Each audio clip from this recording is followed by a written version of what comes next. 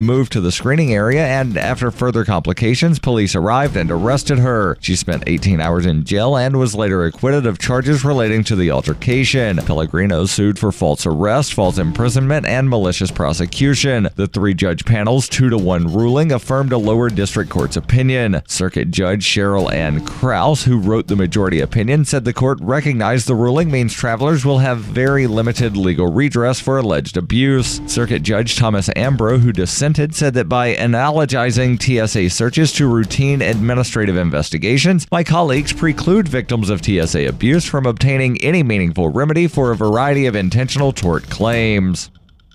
Are you tired of governments murdering people around the world? Stop using their money. There is an alternative. Bitcoin is a stateless, free market, non-political currency. Bitcoin cannot be inflated or controlled by any government. By using their money, you are helping the state. Stop doing it. You have an incredible alternative available now. Learn it, use it, spread it. Get started with Bitcoin at weusecoins.com.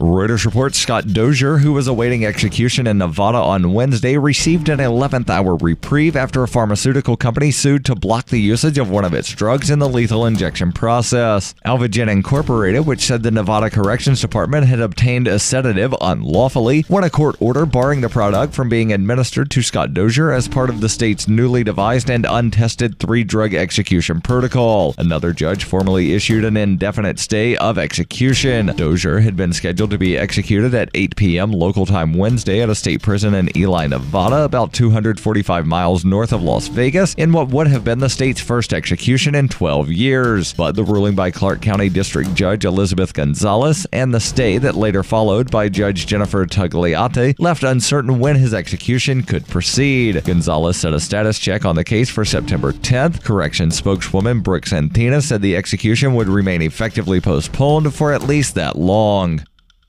This has been FPP Radio News, online at fppradio.com. According to a report released Monday, Americans currently lead the world in compressing big sandwiches into sufficiently biteable sizes, outranking countries such as Germany, Slovenia, and Ukraine in their sheer capacity to squeeze BLTs, meatball subs, and grinders into shapes that will easily and efficiently fit into their open mouths. Researchers pointed out that in series after series of tests, Americans consistently topped international rankings by implementing over 800 pounds per square inch of compressive force on sandwich categories as diverse as banh mi, croque monsieurs, or gyros, rarely hesitating for more than a moment before diving in and pushing the bread together and wedging it into their mouths. Even in the cases in which Americans failed to sufficiently compress a sandwich and, say, dropped a stray piece of bacon or avocado, they still led the pack on quickly scooping up this topping with their hands and eating it, sometimes even inventively doing so with a stray potato chip or french fry. This is the Onion News Network.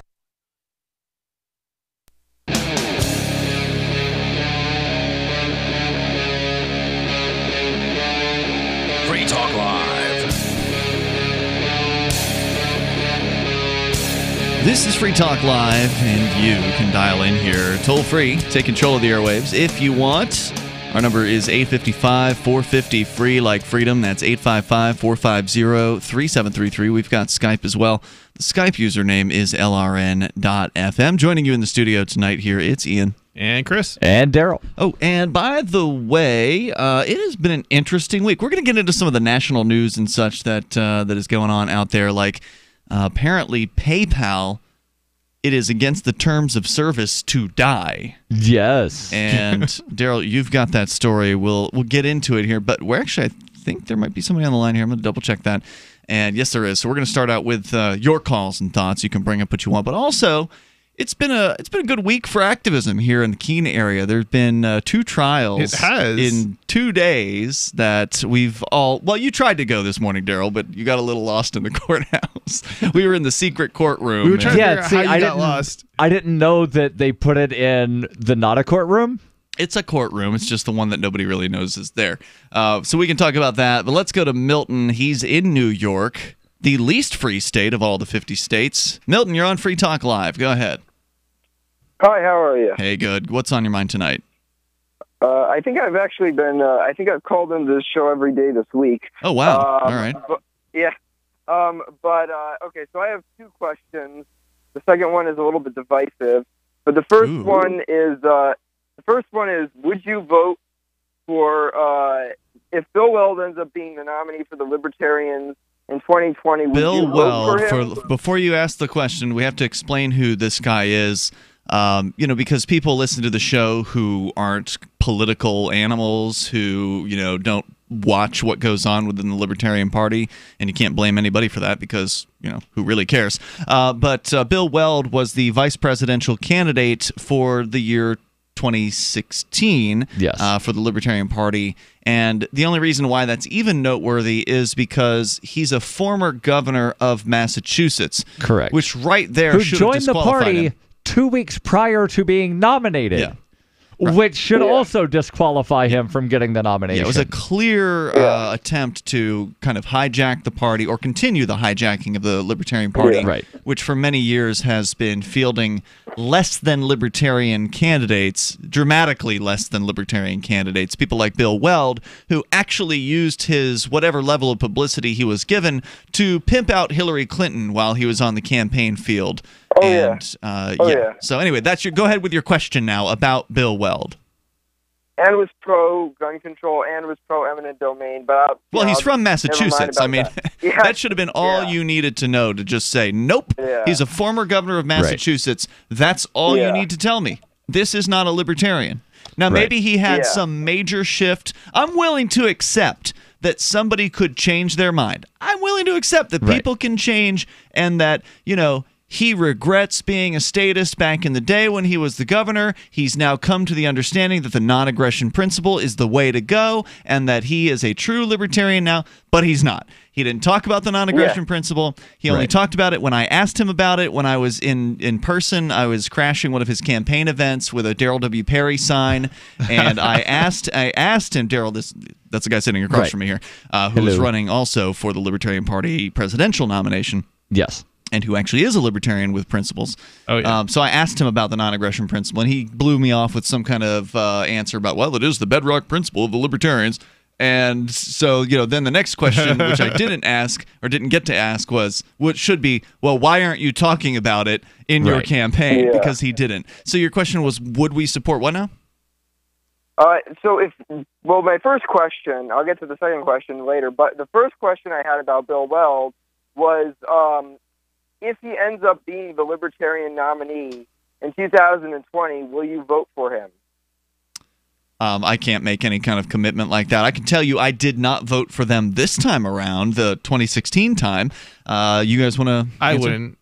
I just don't feel the point for voting for another Democrat or Republican and putting the... Nobody changed his party name. If in 2 years... I'm sorry, but I will vote for a candidate that's not going to get elected. I mean, I'm already voting for a candidate who's probably not going to. Not going to get elected. So I don't Bill Weld's not going to get elected. Right. I really don't have an issue voting for a candidate I know is not going to get elected.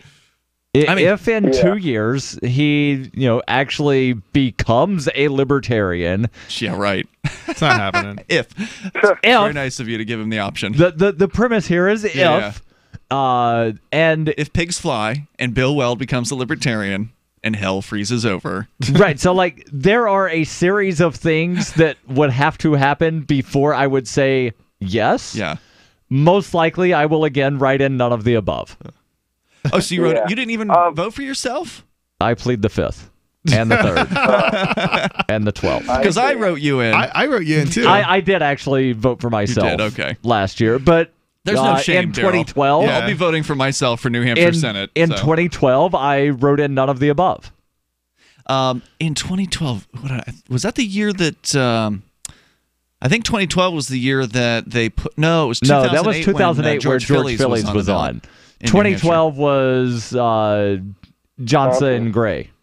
I don't remember if I voted for that guy in 2012. But luckily for us here in New Hampshire, the presidential election has absolutely no bearing on ballot access. So my vote for none of the above does not wind up impacting whether or not the Libertarians retain ballot access. So who would I vote for, though? I mean, first of all, we don't even know who else is going to be in the running. It's hard to really say. I mean, always there's the write-in of Vermin Supreme, which is a good protest write-in. Darryl, you have not announced whether or not. I think you've said you're not probably going to be seeking the nomination. I have no intentions.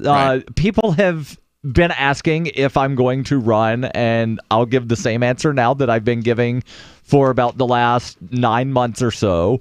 If a committee is created that raises about $50,000 by the middle of this year, so, it's sometime soon, then I would, as long as there's a base of support. Nobody's knocked on your door saying, we got 30,000. Yeah. Correct. It's July 13th.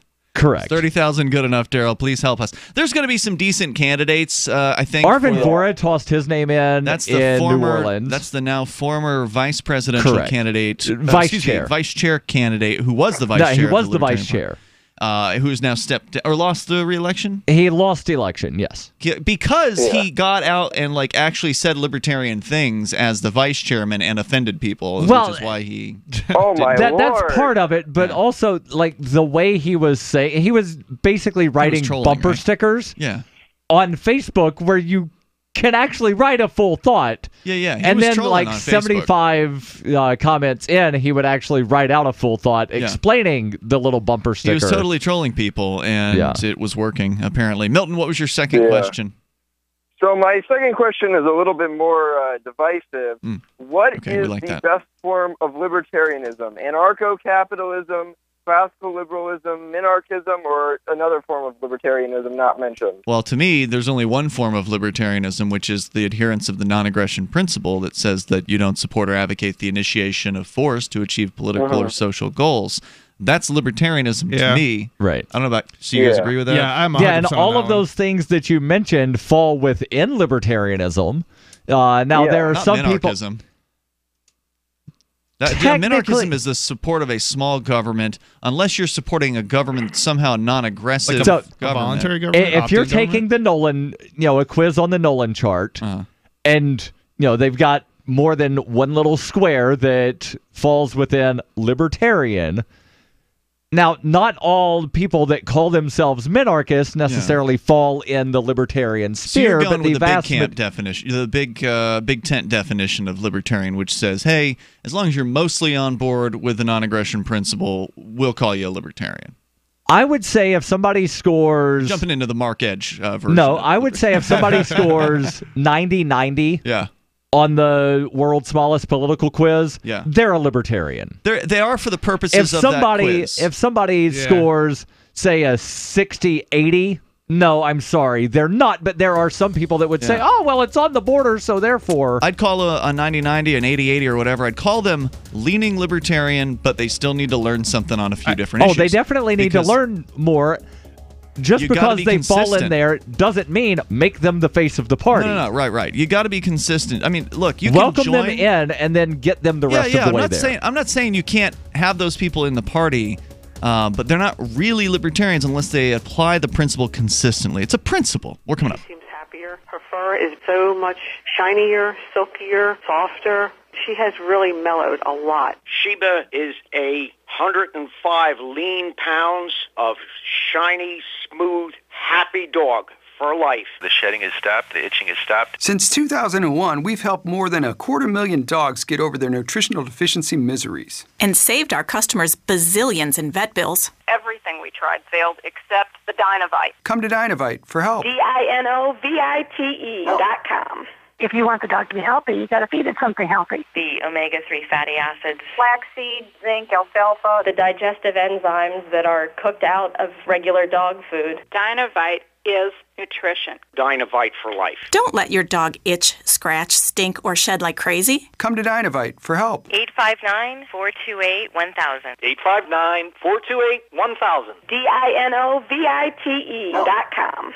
What's more profitable, running your business or doing bookkeeping? Doing your business, of course, but you want to keep your books so that you can maximize your tax savings, right? What if I told you that there's a person that's a bookkeeper, accountant, and law school graduate that's also a hardcore libertarian? My name is Melanie Johnson, and I hate the state. I will aggressively help you to minimize your tax exposure and maximize profits, all while staying within the law. Melanie's your best choice for your taxes and bookkeeping needs. Go to tax.freetalklive.com and check out our website, tax.freetalklive.com. Imagine this is you. You're working late when you get an alert on your smartphone. Your motion-activated Blink security camera picked up something at home. You pop open your Blink app and see the silhouette of a man peering through your kitchen window. The job of a home security system is to help stop crime. Get 3 Blink cams for way less than the other guys, plus an extra 15% off. Visit blinkprotect.com/FTL, like Free Talk Live. blinkprotect.com/FTL to save 15%. Free Talk Live. Did you say that you prostituted yourself when you were 10 years old? I was doing something of a sexual nature in return was that for... a woman or a... It was a next-door neighbor. He was probably around 16. So he took advantage of you? No, sir. He didn't take advantage of me. He corrupted you morally? No, sir. It was my choice to climb into his window. It was my choice, Lou. It was my choice to take my pants off and get into his bed. It was all my choice, Lou. Listen to me, Ian. You do not have the right at the age of 10 to make that decision. Don't you dare tell me what I can and can't do, Lou. I'm telling you, he molested you. No, Lou. You don't even realize. Lou, you don't understand what molestation is. Molestation is unwanted sexual advances. I consented. I know you don't believe that's possible. I know me better than you know me, Lou. Free Talk Live, 7 nights a week from 7 to 10 Eastern, live on the Liberty Radio Network at LRN.FM.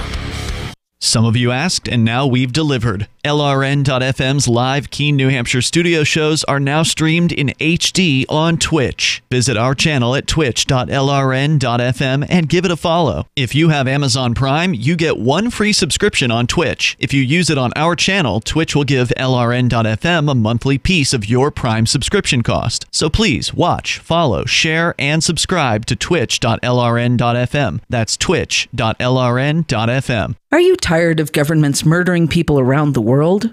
Stop using their money. There is an alternative. Bitcoin is a stateless, free market, non-political currency. Bitcoin cannot be inflated or controlled by any government. By using their money, you are helping the state. Stop doing it. You have an incredible alternative available now. Learn it, use it, spread it. Get started with Bitcoin at bitcoin.com. That's bitcoin.com. Join the LRN.FM Discord for live chat 24/7 at discord.lrn.fm. That's discord.lrn.fm.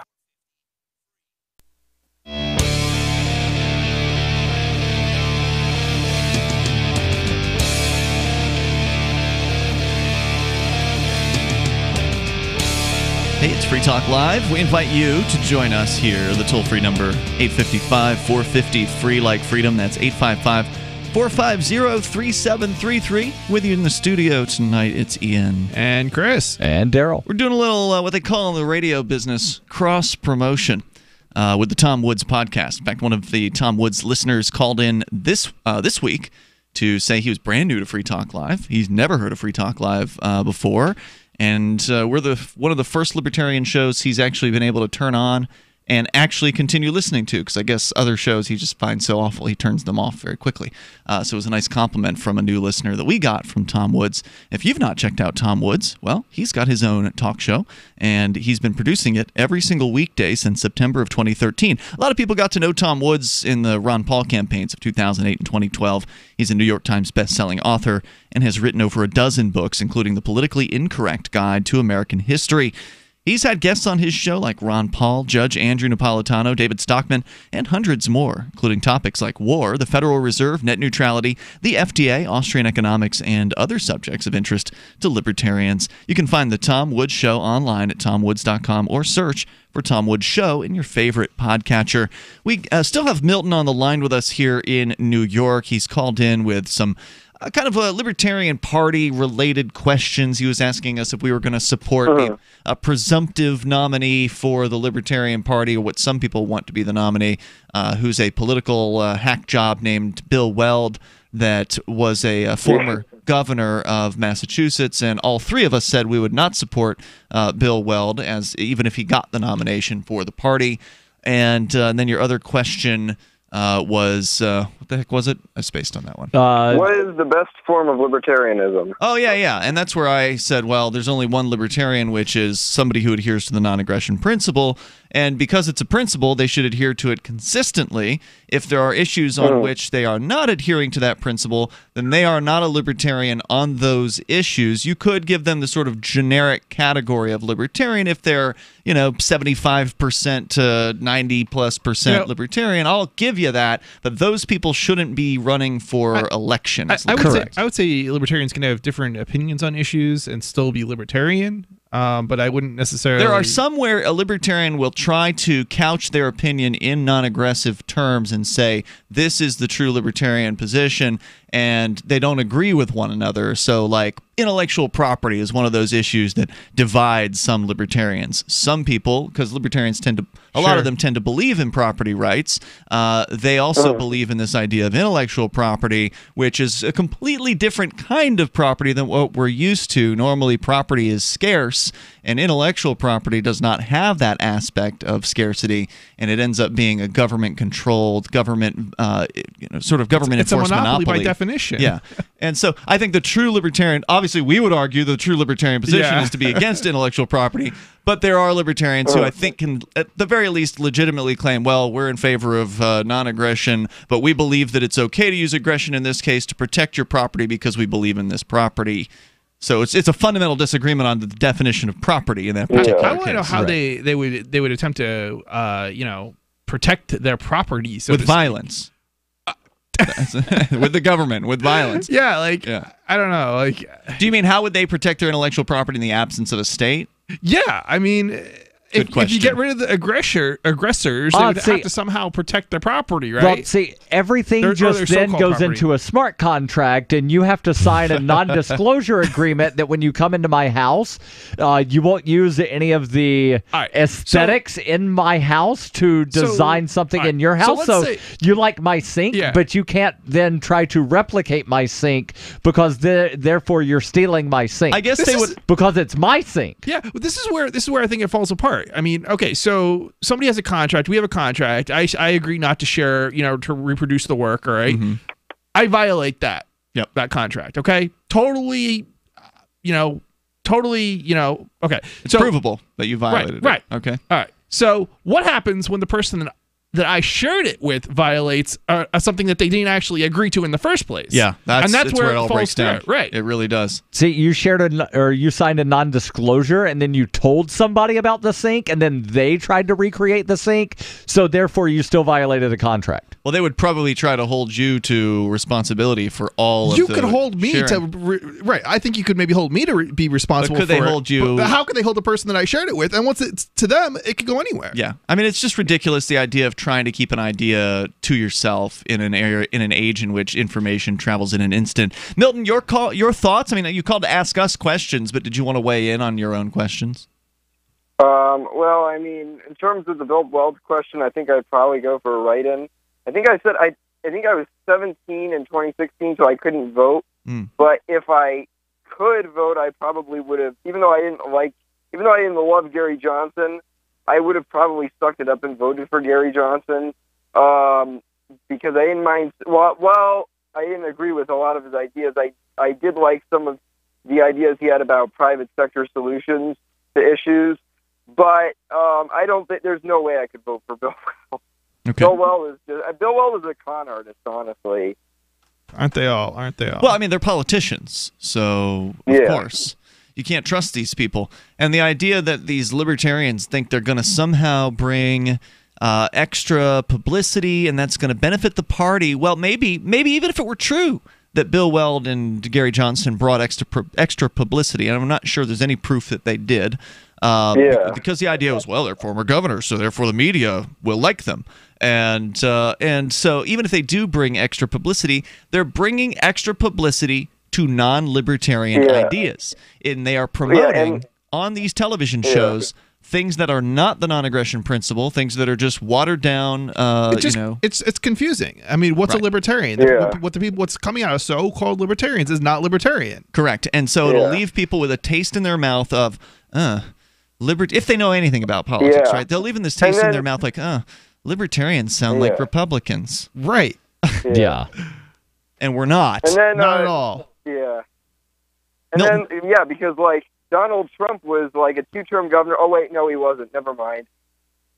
I mean, there's an argument that Donald Trump would be a more libertarian vote than Bill Weld at this point. Thank you for the call tonight, Milton. I appreciate it. There's an argument. I don't think it's a good argument. I don't think it's a valid argument, but one could argue anything. Yeah, I mean, we have people that call in to argue that the Earth is flat. We need to have an argument over. Don't bring them out of the woodwork. Oh, God, I hope you didn't just summon them. We need to have a debate over who's more libertarian, Hillary Clinton or Trump.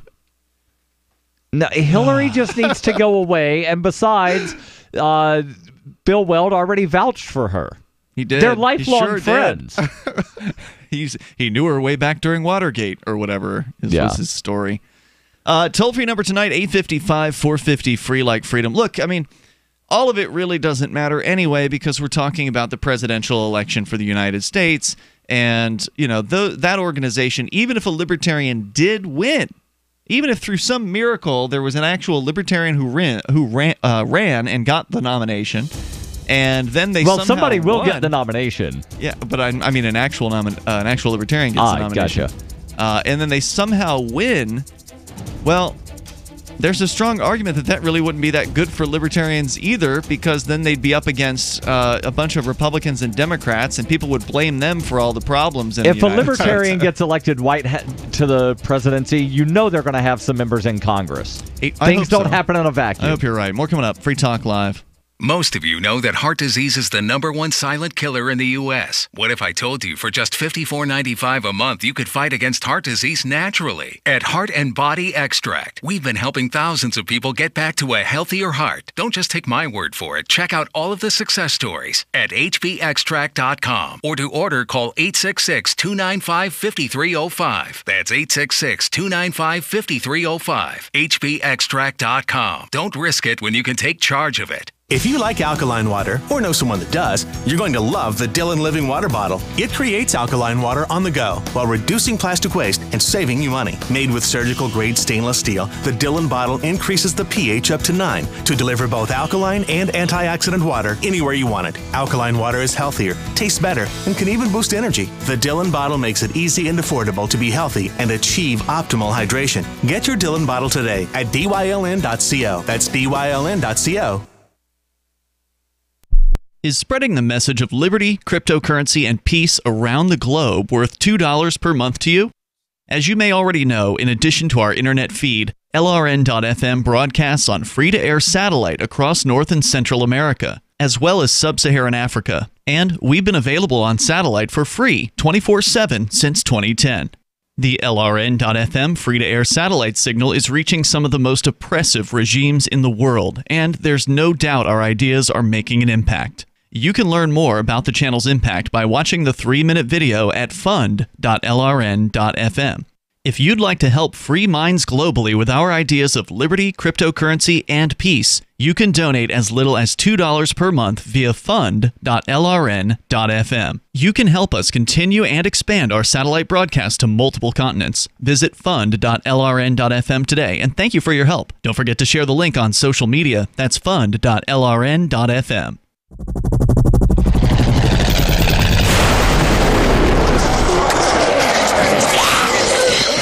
In Survivor Max 2, School Bites, Max must scavenge through a wasteland swarming with the undead. Desperate to find the medicine he needs, he discovers a community of survivors at his former school. Has he finally found the safe haven he's been looking for, or will he discover that school bites? Look for Survivor Max on Facebook, read reviews on Amazon, and read Chapter 1 at survivormax.com. Here's a chance to do a little activism while you're cruising Facebook, Twitter, or Google+. Between the LOL cats, the recipes, the hot girls, and the inspirational sunrise memes, Free Talk Live's posts pass by your newsfeed. Like them, comment. It gives us more exposure. If you don't see our posts, click like at facebook.freetalklive.com and then hover over it to click Get Notifications. It's an easy way to spread the ideas of liberty a bit further. I know you're busy, but you can spare that 1/10 of a calorie it takes to click on something. facebook.freetalklive.com. Hi, I'm Derek J. To me, an activist's calling is to actively work to advance a cause. The cause for which I work is personal freedom. I believe my life is best when I engage in voluntary interactions and self-government. I reject the idea that anyone else has a higher claim to my life or my body than I do. I see people who call themselves the government as a threat to my personal freedom. I realize you may feel differently, but my relationship with the people who call themselves the government is completely involuntary. If Starbucks used some of its money to drop bombs, I wouldn't shop there. So why would I support the American empire? The empire does not require my consent. Derek J's Victimless Crime Spree. Watch it for free and order the Director's Cut DVD at victimlesscrimespree.com. That's victimlesscrimespree.com. You're listening to the best liberty-oriented audio streamed around the clock, on the air and online. This is the Liberty Radio Network at LRN.FM.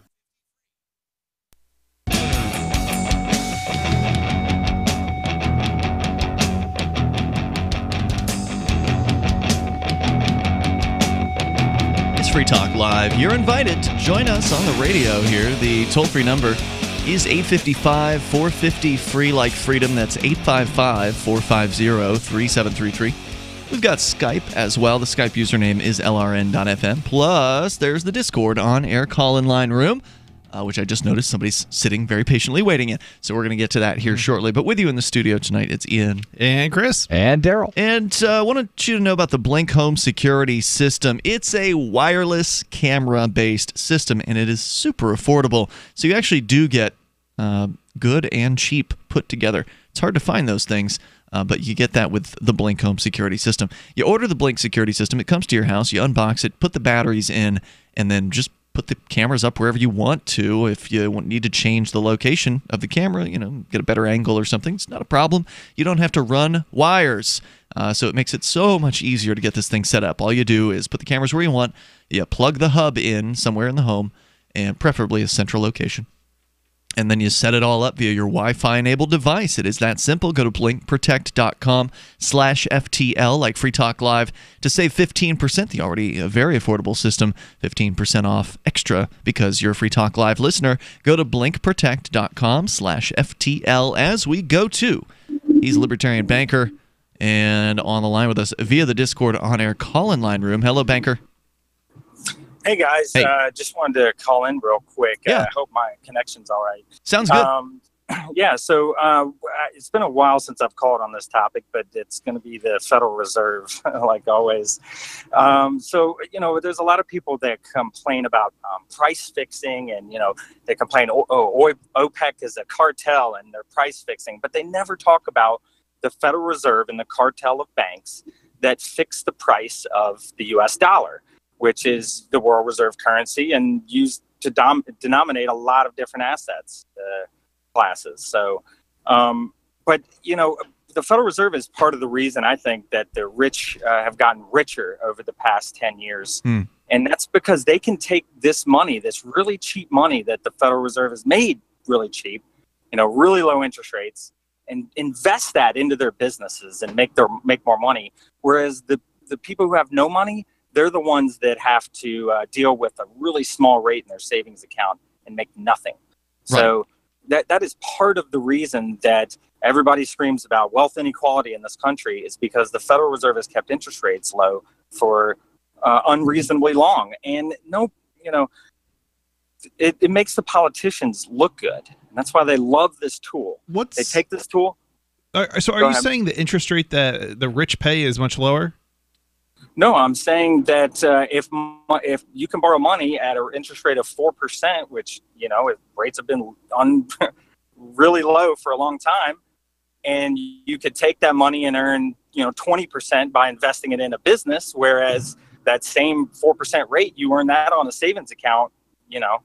Leverage. It's all about leverage. The rich know how to leverage the money and take it and turn it into more. And when they can borrow it super cheap, they're going to borrow more of it and take more risk and leverage more. But what you're explaining would be possible whether there was a Federal Reserve or not. People can always borrow money. People borrowed money before there was the Federal Reserve. But as the demand increases, let's say as rates are run super low and the demand for the money increases, well, the rate would then increase. The price of money is going to increase as the demand increases. But you're saying that doesn't happen in the Federal Reserve System. You're saying they set a rate and then they just keep it there arbitrarily. Hello? They either print or remove dollars from circulation to control the price of money, which is the interest rate.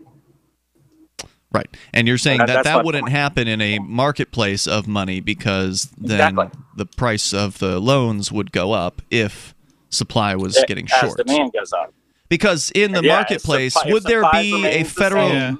So the question is, would there be such a thing as fractional reserve banking? Because that's another important thing to bring up here. Is the reason why you mentioned printing? The reason why they're able to do this is because they can essentially expand the money supply infinitely, right? And they give their banks, the FDIC's, the private banks that are sort of members of that or whatever, they give them the ability to just loan out money that they don't even have through the fractional reserve system. Would that exist without a government monopoly on money?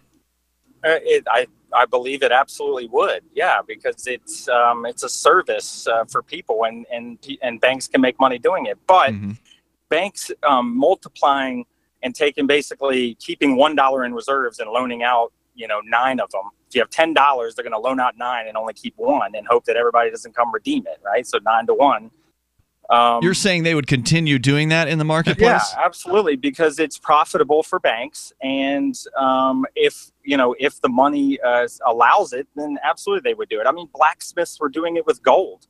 So you would take your gold to a blacksmith, and they would issue a gold, some sort of certificate that said the amount that you had with them. And then they found out, I can actually. Well, then, if the banks can make more, if the banks can do fractional reserve without the government around telling them they can, then how would there be a limit on the money supply if the banks can just print out as much as they want in a private market? Well, it's just like I said, the gold. There needs to be something backing it, then, right? So you were like the blacksmith situation. You had gold backing it. Gold was the money, but they had. Almost like Ian, I can answer the question for Bitcoin, almost, right? I can answer the question, Ian. What would wind up preventing someone from just making 1,000 to 1 is people would catch on, and then inflation, right? People wouldn't wind up. We're also assuming that there's not a legal tender law where the government says you must accept this. So then people would realize, wait a second.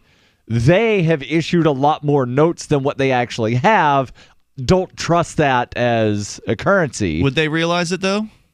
I think some people Absolutely would. They would when the businesses stop accepting it. Because, well, then what is what would be now? This we obviously don't know the answer to, right? Because we haven't had the freedom to really all theoretical.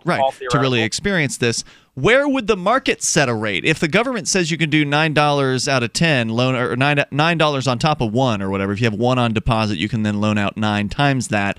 If the federal government approves that, which is what's my understanding of the way it works, that's what you were explaining just a moment ago, Libertarian banker.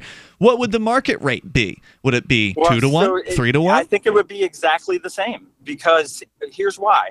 Because the reserve requirements is actually much lower than the banks actually keep. Like if you look at the reserve requirement, I think it's like 6 to 8%, and banks. Yeah, I think it's like 8.5. Yeah, banks. So I think it would be right where it is, to be honest with you, because that's where the acceptable form of risk is. Now if people's mentality shifts and they don't trust the bank, then it's going to have to keep much more in reserves. So now I do think that you would wind up seeing a handful of full reserve depositories. Uh-huh. And then people would wind up trusting them. it would be a higher rate, but then you would know they're actually keeping everything that I deposit. Yeah. They're keeping that on hand. All right. Banker, anything else you want to share tonight? Well, yeah, and one more thing is, we're in a current situation now where the Federal Reserve, again, is keeping rates. They don't know where it's supposed to be, so they're probably keeping them artificially low, and that is making a student loan and a car loan bubble that is going to pop at some point. And in addition to that, it's also pumping a bunch of money into the stock market, which has been on almost a 10-year run at this point. And, well, the federal guarantee of student loans is what's really feeding that student loan bubble. Absolutely. And the low interest rates, too, do not help. Because I'll tell you, if rates were in the 16, 18% for those, where they should be, because you're making loans to 18-year-olds with no job, then less people would borrow, I think, at that point. Libertarian Banker, thanks for the call. Thanks for the banking expertise. Definitely appreciate it. The toll-free number here tonight, if you want to join us, is 855-450-FREE like freedom. And because the loans are being federally guaranteed, then the banks are discouraged from having a higher interest rate on those people that have absolutely no credit history. Right. The toll-free number here is 855-450-FREE. 855-450-3733. Coming up, since we're talking about money, you got a story about PayPal, Darryl, about how apparently it is against the terms of service to expire, meaning you die. Yes. There's more on the way here, and you can share your thoughts. Bring up what you want. 855-450-FREE like freedom. It's Free Talk Live. Does your dog itch, scratch, stink, or shed like crazy? Come to Dynavite for help. Order a 90-day supply of Dynavite. Dynavite is nutrition. Pick up 2 bottles of Lico-Chops, get the 3rd bottle free. New improved Lico-Chops with omega-3, omega-6, vitamin E. And now, 6 extra direct-fed microbials. Even better for the digestive tract and immune system. Try Lico-Chops. Buy 2, get 1 free. At Dynavite.com. DINOVITE.com. The Bitcoin.com wallet is a simple and powerful full-featured wallet that allows you to send and receive Bitcoin, BTC, and Bitcoin Cash, BCH, with anyone, anywhere in the world. It supports both single and multi-signature wallets and is available in multiple languages. The Bitcoin.com wallet is available on Windows, Linux, Mac, Android, and iOS devices. Use the Bitcoin.com wallet to buy, send, store, and receive both Bitcoin, BTC, and Bitcoin Cash, BCH. Learn more at wallet.bitcoin.com. That's wallet.bitcoin.com. It's been said, any society is only 3 missed meals away from chaos. Those times may be near. Think about it. Our country faces multiple terrorist threats and aggressions from Russia and North Korea. Social unrest and violent marches yet again may lead to looting of stores and city shutdowns. And our crumbling infrastructure leaves our power grid vulnerable to long-term outages from a single cyber attack. When the chaos from any one of these threats arises, the government knows it can't provide during a widespread national emergency. That's why you need your own plan for self-reliance. That's where My Patriot Supply comes in. Get a 4-week survival food supply for only $99. That includes breakfast, lunches, and dinners. Order online at preparewithgcn.com. $99 for 4 weeks of survival food that tastes like homemade cooking and lasts up to 25 years. From My Patriot Supply. Get your kits today at preparewithgcn.com. Free shipping is included. Preparewithgcn.com.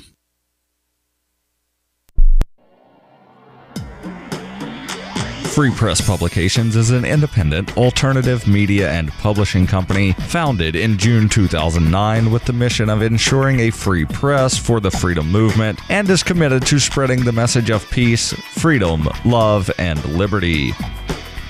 FPP also gives new authors an avenue for publishing freedom-oriented material.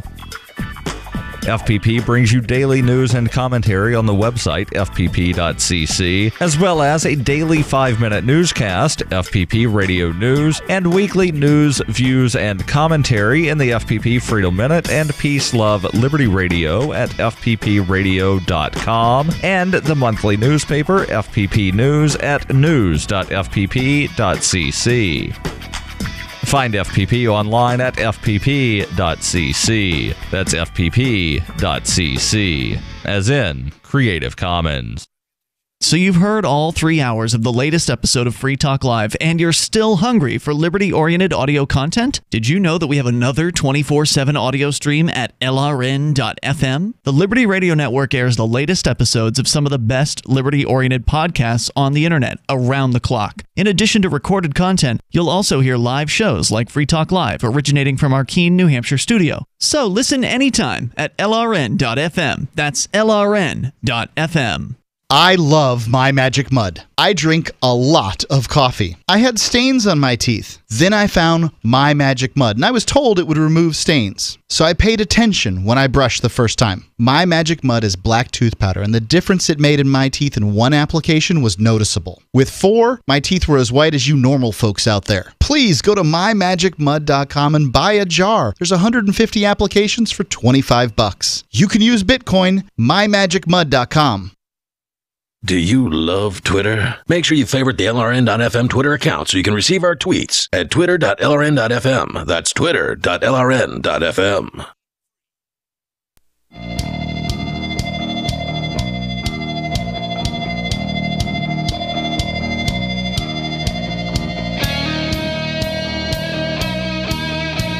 Hey, it's Free Talk Live. You can dial in toll-free. You can join us here on the radio. The number 855-450-FREE like freedom. That's 855-450-3733. Our username on Skype, if you would like to call that way, is lrn.fm, or dial us up through the Discord on-air call-in line room. That is the top room on our Discord server, which you can get into for free, because Discord's cool like that. It is a chat system in which you can interact with other Free Talk Live listeners and some of the hosts. So I'm in there pretty frequently, pretty much all the time.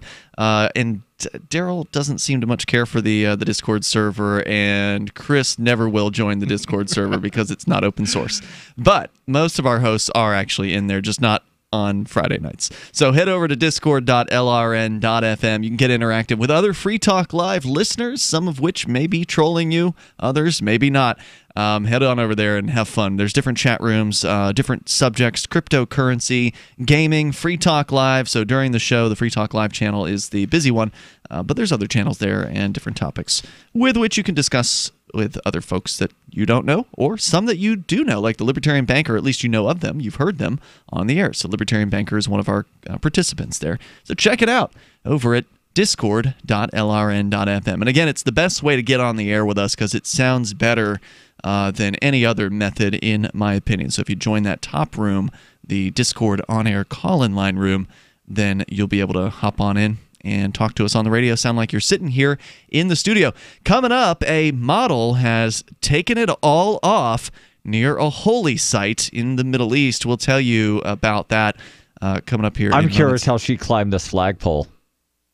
I don't see her on top of a flagpole. Maybe you've seen more photos than I have. So you sent me to the website, and I'm taking a look, and she's up a flagpole. All right, so I'll have to check that out here in a little bit. But we'll tell you about that on the way. First, though, the PayPal story. They're in the news for coming after somebody for dying during their... You are in breach of condition 15.4C of your agreement with PayPal Credit, as we receive notice that you are deceased.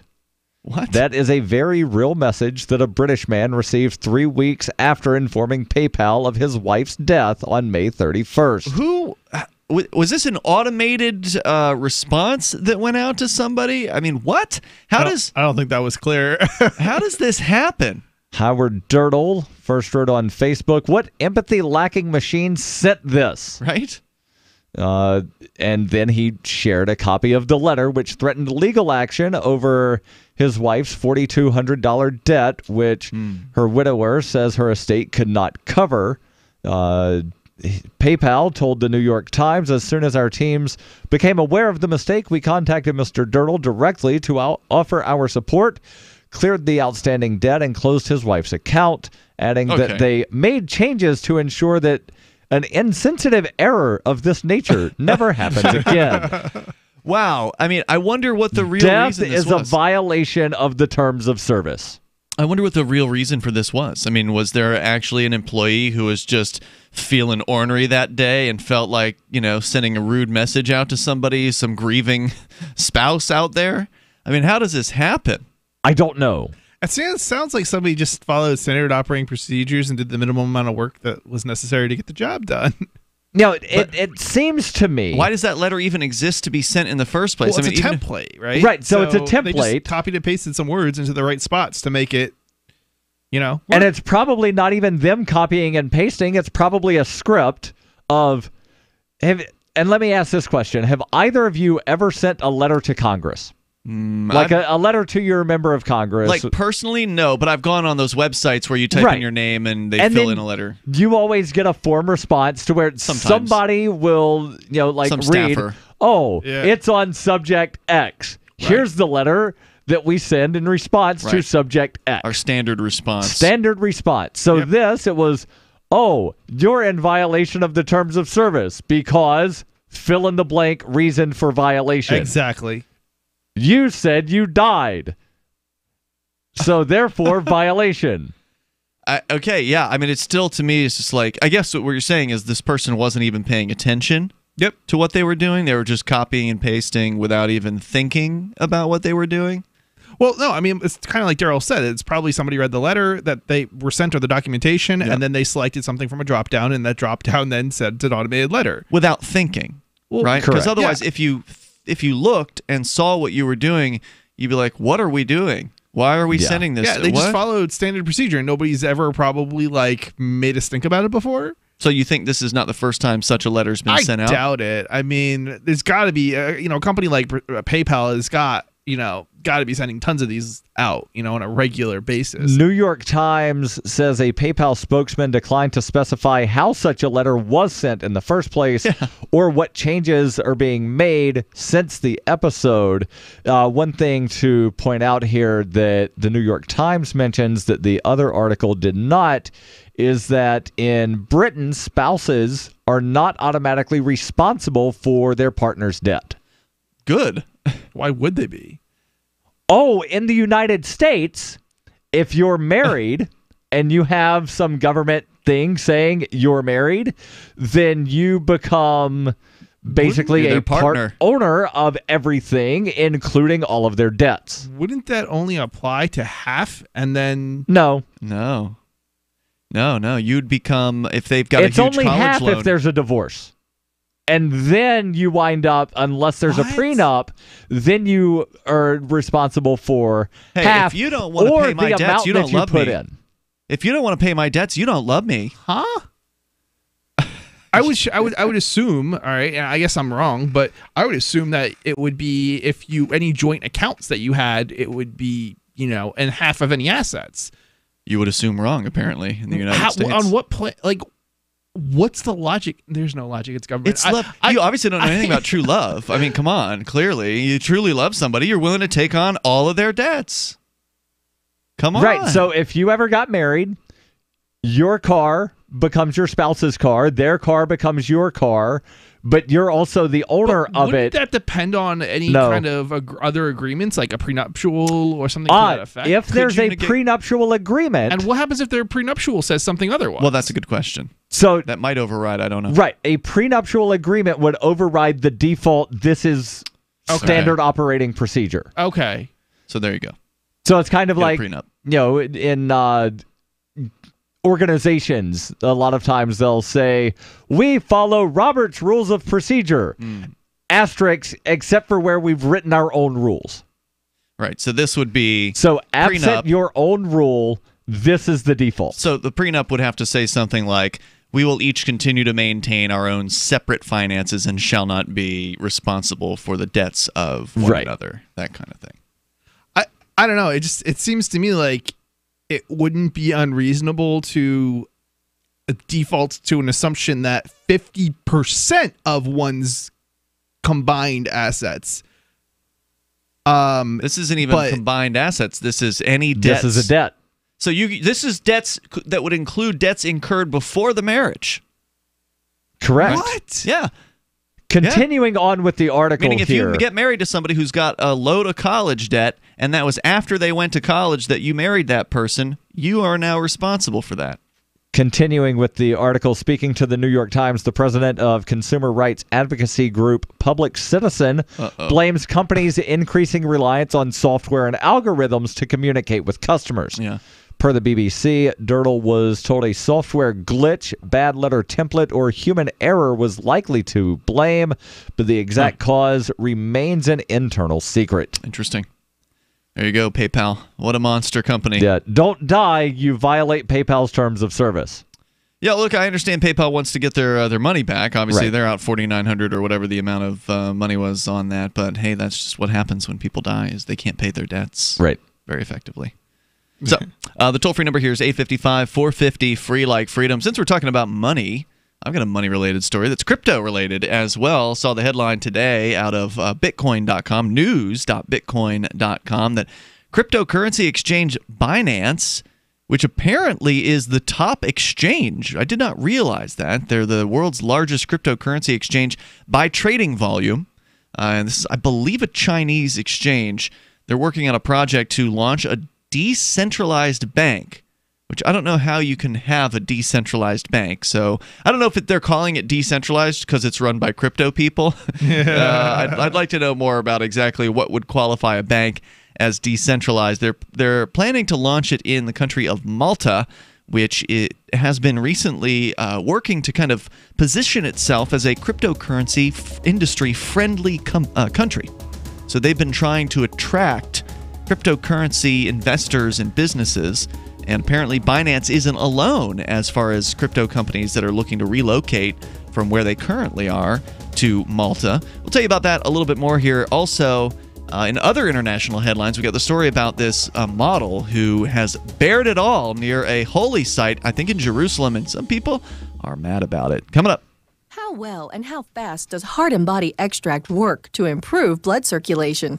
Listen. My name is Ellis, and I am 66 years old, and I live in Jacksonville, Florida. 2 years ago, I was diagnosed as having clogged arteries. I had 70% blockage in one artery leading to my heart. They wanted me to go on Plavix, but I refused, knowing the negative side effects. Heart and Body Extract is a unique balance, synergy, and proportion of herbs reaching from head to toe at maximum absorption around 95% at the cellular level. Within the first month, I felt a dramatic difference. The heaviness in my legs was reduced, and within 2 months, I felt completely normal. Your natural organic herbal formula for heart health is Heart and Body Extract. Heart and Body Extract comes with a 100% ironclad money-back guarantee.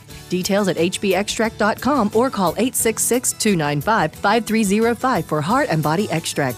Call 866-295-5305, 866-295-5305 for Heart and Body Extract.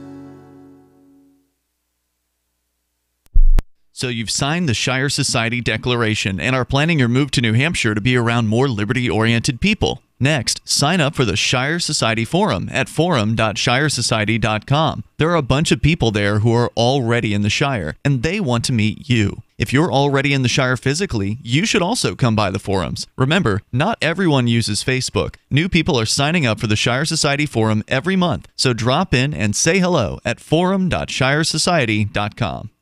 LRN.FM is proud to announce our official listening apps for Android and iOS devices. Now you can easily tune into our streams anywhere, anytime on your smartphone or tablet. Just visit apps.lrn.fm or search for LRN.FM in the Android or Apple app stores. Please download, rate us 5 stars, then share the link on your social media and let your friends and family know how you're listening to LRN.FM. Download it now, free at apps.lrn.fm.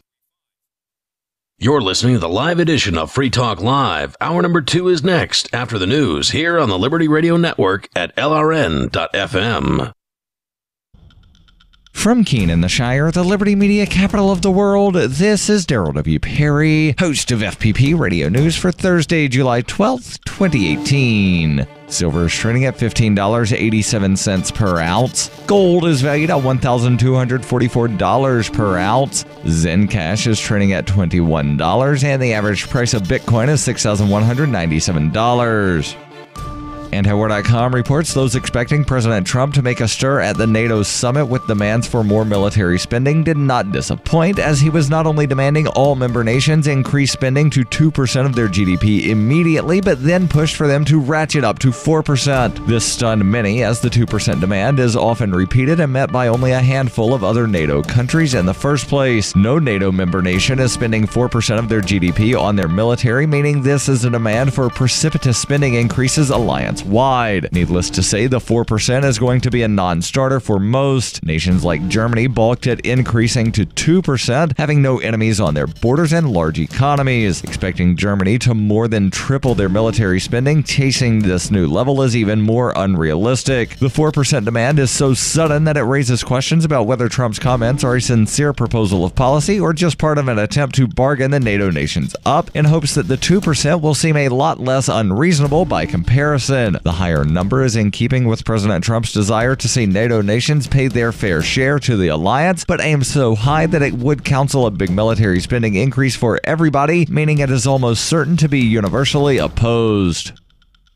Born into a devastating world and raised among the crowd, the Cloudwalker assumes a new identity and begins the unrelenting quest for truth. In this epic journey, he discovers dark secrets about aspects of his previous life that he once trusted. Through the Journal of the Cloudwalker, he shares both the traumatic hardships and the eternal beauties of his experiences. Dear Society by the Cloudwalker is available from Amazon.com and all major bookstores.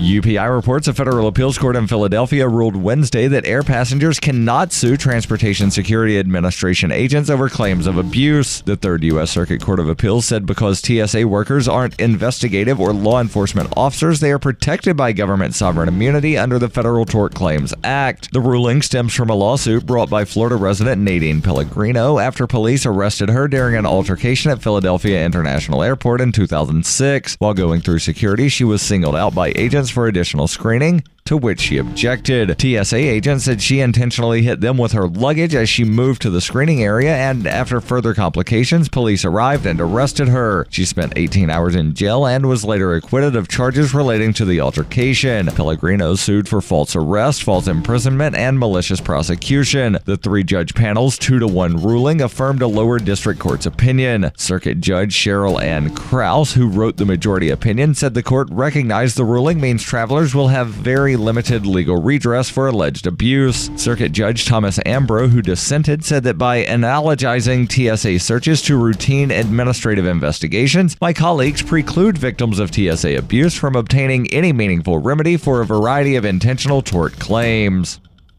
Are you tired of governments murdering people around the world? Stop using their money. There is an alternative. Bitcoin is a stateless, free market, non-political currency. Bitcoin cannot be inflated or controlled by any government. By using their money, you are helping the state. Stop doing it. You have an incredible alternative available now. Learn it, use it, spread it. Get started with Bitcoin at weusecoins.com. Reuters reports Scott Dozier, who was awaiting execution in Nevada on Wednesday, received an 11th-hour reprieve after a pharmaceutical company sued to block the usage of one of its drugs in the lethal injection process. Alvogen Incorporated, which said the Nevada Corrections Department had obtained a sedative unlawfully, won a court order barring the product from being administered to Scott Dozier as part of the state's newly devised and untested 3-drug execution protocol. Another judge formally issued an indefinite stay of execution. Dozier had been scheduled to be executed at 8 p.m. local time Wednesday at a state prison in Ely, Nevada, about 245 miles north of Las Vegas, in what would have been the state's first execution in 12 years. But the ruling by Clark County District Judge Elizabeth Gonzalez and the stay that later followed by Judge Jennifer Tagliate left uncertain when his execution could proceed. Gonzalez set a status check on the case for September 10th. Corrections spokeswoman Brooke Santina said the execution would remain effectively postponed for at least that long. This has been FPP Radio News, online at fppradio.com. This is the Onion Week in Review. According to a Stanford University study released Wednesday, there is no logical reason why planes are able to fly. Reiterating that they fully understand the concepts of lift, thrust, and propulsion, lead physicists told reporters they were still unable to reasonably explain how a large 500,000-pound object is capable of staying up in the air without falling. We've come up with several theories, including wind propulsion, some sort of gravity suspension effect, also the possibility that the clouds pull the plane skyward, but beyond that, just don't understand how a large metal tube could just kind of float in the air like that. And it's going at like 500 miles per hour, which means that when I'm on a plane, I'm also going 500 miles per hour? I mean, that's crazy. I mean, why is my hair blowing back and forth? The Stanford team added they plan to devote the next 2 years to a new study on why telephones can hear. In other news, an urban planner is stuck in traffic of his own design, and a kid screams behind a passenger during an entire plane crash. Visit theonion.com/newsbeat for more.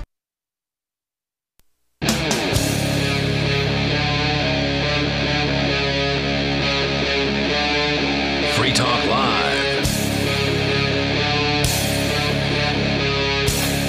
It is Free Talk Live. Dial in toll free. Bring up whatever you want here and take control of the airwaves as we're launching into the second hour of this program. With you in the studio tonight, it's Ian. And Chris. And Darryl. The toll-free number, if you want to join us, is 855-450-FREE, like freedom. That's 855-450-3733. And our Skype username is lrn.fm if you want to connect there. Also, our Discord on-air call-in line room is available to you, and you jump in there by joining the top channel on our Discord chat server at discord.lrn.fm as we continue here. We're talking about some money-related issues. Coming up, Chris has brought in a story about a woman arrested for selling selling Bitcoin or buying Bitcoin? Woman has been arrested. We'll get into that story, and we'll tell you why she's been arrested for that. Because it shouldn't be illegal to buy or sell Bitcoin. She bought Bitcoin. So what happened here, we'll find that out. But first, in other cryptocurrency-related news, it's actually been a little while since we've done some crypto stories here on Free Talk Live. The Chinese Bitcoin cryptocurrency exchange Binance, B-I-N-A-N-C-E, Binance, is looking to open their own bank. According to news.bitcoin.com, they are the world's largest cryptocurrency exchange by trading volume. They're exploring, which I didn't know that. I mean, I've had good experiences with Binance so far, so I'm glad to hear that it's working out for them. They are exploring opportunities to launch a bank. The project, expecting support from other crypto investors, is centered on the idea to create a decentralized, community-owned financial institution, according to the trading platform. What they're calling the Founders Bank. The future Founders Bank will be based in Malta, the island nation that has established itself as a crypto-friendly destination. Binance told Bloomberg it's taken a 5% stake at €133 million pre-money valuation alongside other anchor investors. In essence, the new bank represents an effort to bridge the crypto industry with conventional banking. To do that, Binance and their partners need to obtain the necessary permits in Malta, where authorities have already welcomed the initiative. Moreover, the bank's board will include the government's blockchain advisor, Abdallah Kablan, according to the Malta Daily. According to the outlet, the board will be chaired by entrepreneur Michael Bianchi. The junior minister for financial services in Malta says, quote, "We're honored to be chosen as the location of the first global community-owned bank," he said. Was quoted in a statement released by Binance on Thursday. Hold on. So community-owned bank sounds very similar to credit union. Yeah, I don't know what's going to be the difference between a credit union and a community-owned bank. I'm still trying to figure out my heads around how they can call it decentralized. That too. Because multiple owners. They're not saying that the bank is decentralized. It sounds like they're saying ownership is decentralized. Well, yeah, if they're saying community-owned, there are going to be multiple owners. Yeah, but isn't that the case with a credit union? It is. That's why I said, how is this different from a credit union? Okay. It's not clear. And I doubt that that's going to be addressed by whatever their press release says. Probably not. So we don't know. But to operate in the EU, the bank will have to acquire a license from the Maltese regulators and an approval from the European Central Bank. Founders Bank will conduct its offering through the blockchain-based equity fundraising platform New Fund and will issue its own legally binding equity tokens. The token sale will be conducted under German regulations in collaboration with one of Europe's major stock exchanges later this year, said Binance, without identifying the exchange. So they're going to somehow sell tokens, ownership tokens. They're going to do an ICO with the hopes of building a bank. That's what it sounds like. Yeah. Color me skeptical. But there's going to be some kind of. You use the word ICO, I'm like, yeah. But how is it that you can do so? ICO, for listeners that aren't familiar, is an initial currency offering. I think initial coin offering. Coin offering. Thank you. Where this has been a way for companies or purported companies, scam artists, or scam artists, to raise a bunch of Bitcoin or cryptocurrency in some way by promising a thing that they're going to do down the line.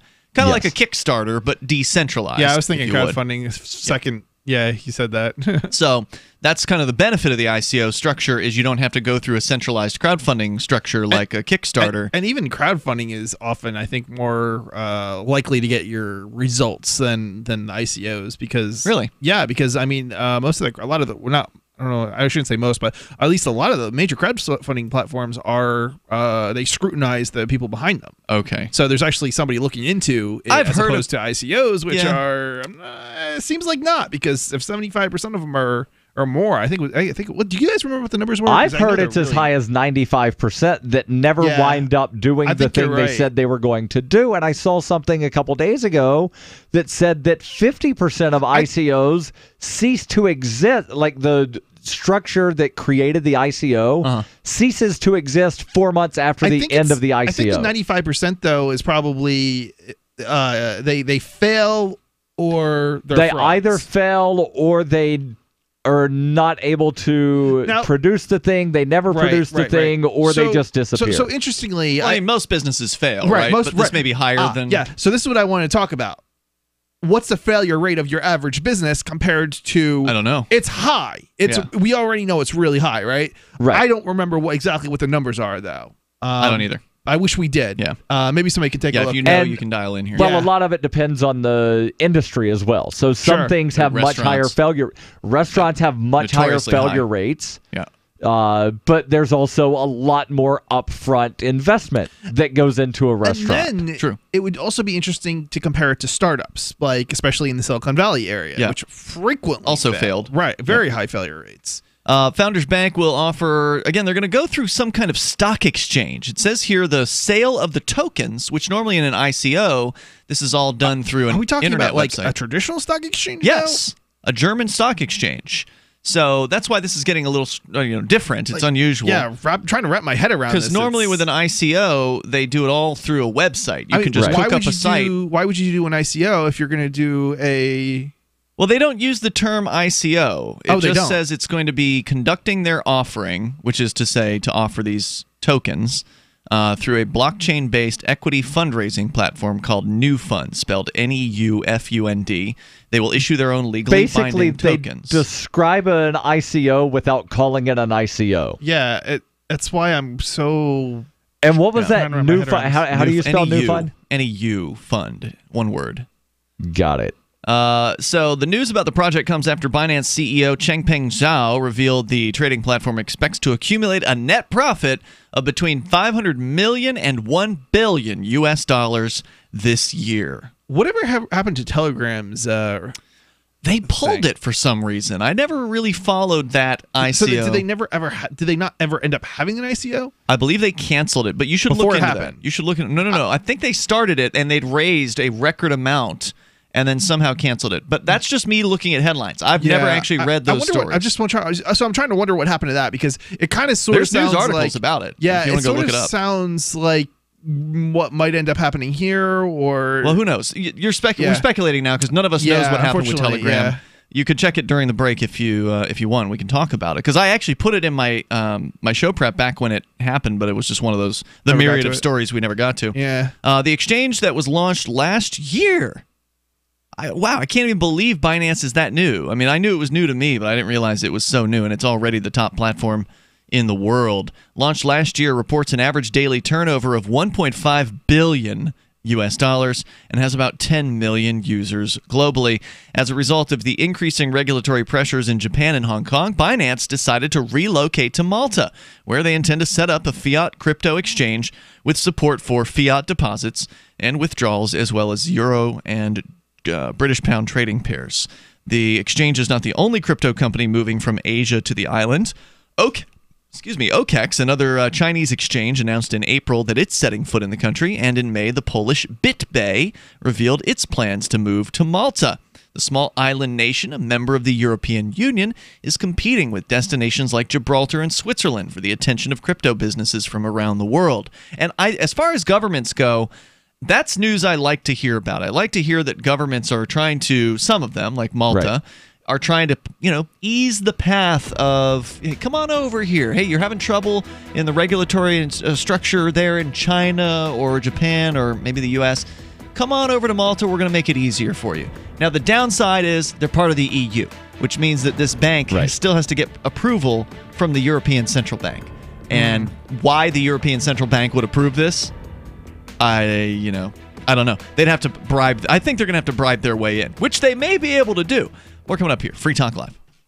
This November, I'll be running the world's biggest and most popular marathon, the New York City Marathon, as a member of Team Innocence Project. The Innocence Project was the first legal organization to systematically apply DNA testing to cases of wrongful convictions as a powerful tool to reveal innocence. It's already been an extraordinary year for the Innocence Project and their clients. They've already freed more innocent people in the past 12 months than in any year in the history of the Innocence Project, and they're gearing up to do even more. The attorneys and paralegals for the Innocence Project are dedicated to doing whatever it takes to set an innocent person free. To support them, a new cohort of law students have recently joined and are excited to help with more than 200 cases of clients seeking to prove their innocence. 9 clients have been exonerated and reunited with their families in 2018 already, and your support now will help build on the incredible momentum of exonerations. You can support the Innocence Project by going to run.freetalklive.com. That's run.freetalklive.com. What's more profitable, running your business or doing bookkeeping? Doing your business, of course, but you want to keep your books so that you can maximize your tax savings, right? What if I told you that there's a person that's a bookkeeper, accountant, and law school graduate that's also a hardcore libertarian? My name is Melanie Johnson, and I hate the state. I will aggressively help you to minimize your tax exposure and maximize profits, all while staying within the law. Melanie's your best choice for your taxes and bookkeeping needs. Go to tax.freetalklive.com and check out our website, tax.freetalklive.com. The Bitcoin.com wallet is a simple and powerful full-featured wallet that allows you to send and receive Bitcoin, BTC, and Bitcoin Cash, BCH, with anyone, anywhere in the world. It supports both single and multi-signature wallets and is available in multiple languages. The Bitcoin.com wallet is available on Windows, Linux, Mac, Android, and iOS devices. Use the Bitcoin.com wallet to buy, send, store, and receive both Bitcoin, BTC, and Bitcoin Cash, BCH. Learn more at wallet.bitcoin.com. That's wallet.bitcoin.com. On Free Talk Live, we're bringing people to the ideas of liberty every day. From wrestling superstars like Glenn Jacobs. You guys really are having an impact, I believe. Like I said, a lot of where I am now is due to listening to Free Talk Live. You changed my mind on some very important issues years ago. To random people tuning in on the radio. I was kind of stuck in the left-right paradigm. I heard your show by chance on a Saturday night. From there, I went on, joined the Free State Project, and become an amplifier. So, I mean, that's really the reason why I amp is because I know that if it wasn't for you guys being on as many stations as you are, I never would have found the ideas of liberty. Your amp will directly change more lives by getting Free Talk Live in front of people looking for talk radio online and on the air.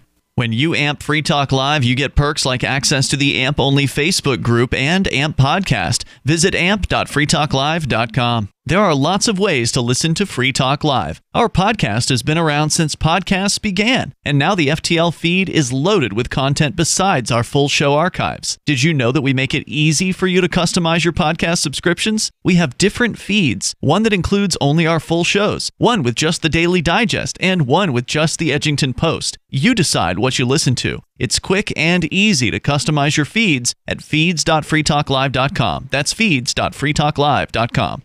The new 4th edition of Healing Our World, The Compassion of Libertarianism, will take your understanding of liberty to a deeper level and has over 1,300 updated references, new cartoons, and a foreword by Dr. Ron Paul. With discounts for multiple book purchases, the 4th edition of Healing Our World is a great gift for the liberals, pragmatists, environmentalists, and Christians in your life who think libertarianism is cold-hearted. Get yours today at healing.freetalklive.com and use promo code FTL for a $5 discount.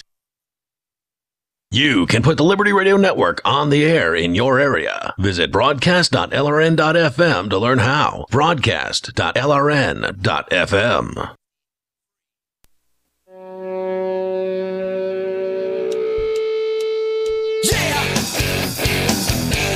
Hey, it's Free Talk Live, and you can bring up anything that's on your mind. Our toll-free number is 855-450-FREE like freedom. Coming up, a woman has taken her clothes off at some holy sites in the Middle East, and some people are really mad about that. We'll tell you that story on the way. Plus, your calls and thoughts are welcome. We're talking some money-related stories right now, and cryptocurrency specifically. I do want to invite you to Bitcoin.com. In fact, it was news.bitcoin.com that had the headlines that we were sharing with you just a moment ago about the Bitcoin exchange Binance that is planning to open up their own bank in the country of Malta. You want to get the latest news headlines, go to news.bitcoin.com. They've got them. Also, Bitcoin.com wants you to know that SaveItPurse.com is now accepting Bitcoin Cash natively. So it used to only be Bitcoin, BTC, that was being accepted at SaveItPurse.com to allow you to save big time on your Amazon purchases. You want to save 20% on every purchase you make at Amazon? You can do it with SaveItPurse.com. I do it. Chris, you do it all the time. All the time. You just got something in, I think, today from, I presume it was Save It Purse. It was an Amazon package. So, I mean, pretty much everybody that I know, if they're getting Amazon, they're almost always using SaveItPurse.com. And now you can use Bitcoin Cash to fund your Save It Purse wallet. Go to SaveItPurse.com. That's SaveAtPurse.com if you want to save big on Amazon. If you don't want to save, well, then forget about it because you can just keep paying full price. But SaveAtPurse.com. It's real. It's not too good to be true. This really works. We've all been doing it for like more than 3 years, I think, at this point. SaveAtPurse.com. As we continue. Chris, you've got a Bitcoin-related story about yet another person being arrested, prosecuted for selling Bitcoin online. Buying Bitcoin this time. Oh, I'm sorry, buying Bitcoin. Okay. Yeah, so this story is from Ars Technica, and it's, the title is Woman Who Once Bought Bitcoins for $300,000 Cash in Paper Bags Sent to Prison. Oh, man. Hold on, what did she buy? Bitcoin. Bitcoin. With cash. And went to prison. Yes. All right. So what happened? Because we've heard of stories of people on sites like Localbitcoins.com where they will go and set up a deal with somebody and then end up getting arrested by the federal government for selling Bitcoins to people. I haven't heard much about people getting arrested for buying Bitcoins. So it's sort of the reverse of the typical. It's right. It's exactly that's what I was thinking. It was the reverse of what typically happens. And it just even though this happens all day, every day in not only the United States, but other places around the globe where people will buy Bitcoin for cash in real life. Sometimes it's with another human being that they meet through local Bitcoins, or sometimes it's through a Bitcoin vending machine like we have here in the Keene area ultimately. So the real question is, why is the government targeting specific people for this? And in some cases, they're getting away with it. You're going to find out in a minute. Please. A woman who for years went by the name Bitcoin Maverin on localbitcoins.com, a peer-to-peer website for buying and selling anonymous Bitcoins in person. That whole sentence is just very confusing. I've never heard of anonymous Bitcoins. I think what they meant to say was buy Bitcoins anonymously in person. Was sentenced Monday to 366 days in federal prison. Wow. Okay. 3 years of supervised release and a $20,000 fine. I would have thought the fine would have been much larger and the prison time would have been less. I'm surprised it's actually as low as all of it is as low as it is. Yeah, the lawyer in the I wonder if she took a plea. Says I think she did. I'm curious here about the 366 days. Just one day more than a year. Just one day more than a year. And I wonder if there's some kind of weird sentencing guideline I know why. I think I know why. So if it's less than a year, then or a year or less, she could be held in a jail. But if it's more than a year, I don't think there is such a thing as a federal jail. No, that is separate from a federal prison. The federal people will place people in jails sometimes through contracts with states in certain circumstances, and it may be that this will prevent her from ending up in a local facility. Yeah. Okay, got it. Again, this is speculation on my part, right? But it's better than anything I could come up with. I was just thinking there was some kind of sentencing guideline. There's probably a reason for it. Yeah. While selling bitcoins is not inherently illegal, doing so in such large volumes without keeping extensive records to mitigate money laundering is. Federal prosecutors in Los Angeles called the case against Theresa Lynn Tetley, a 50-year-old former stock. So this is the other thing that's interesting. She's a stockbroker, or former stockbroker, who bought and sold several $1 million worth of bitcoins, the first of its kind in the region. It's interesting because she would have known what she was getting into as a stockbroker in terms of, money laundering and what is it called? The regulations around it. Money transmission? The AML, anti-money laundering, and know your customer? Yeah.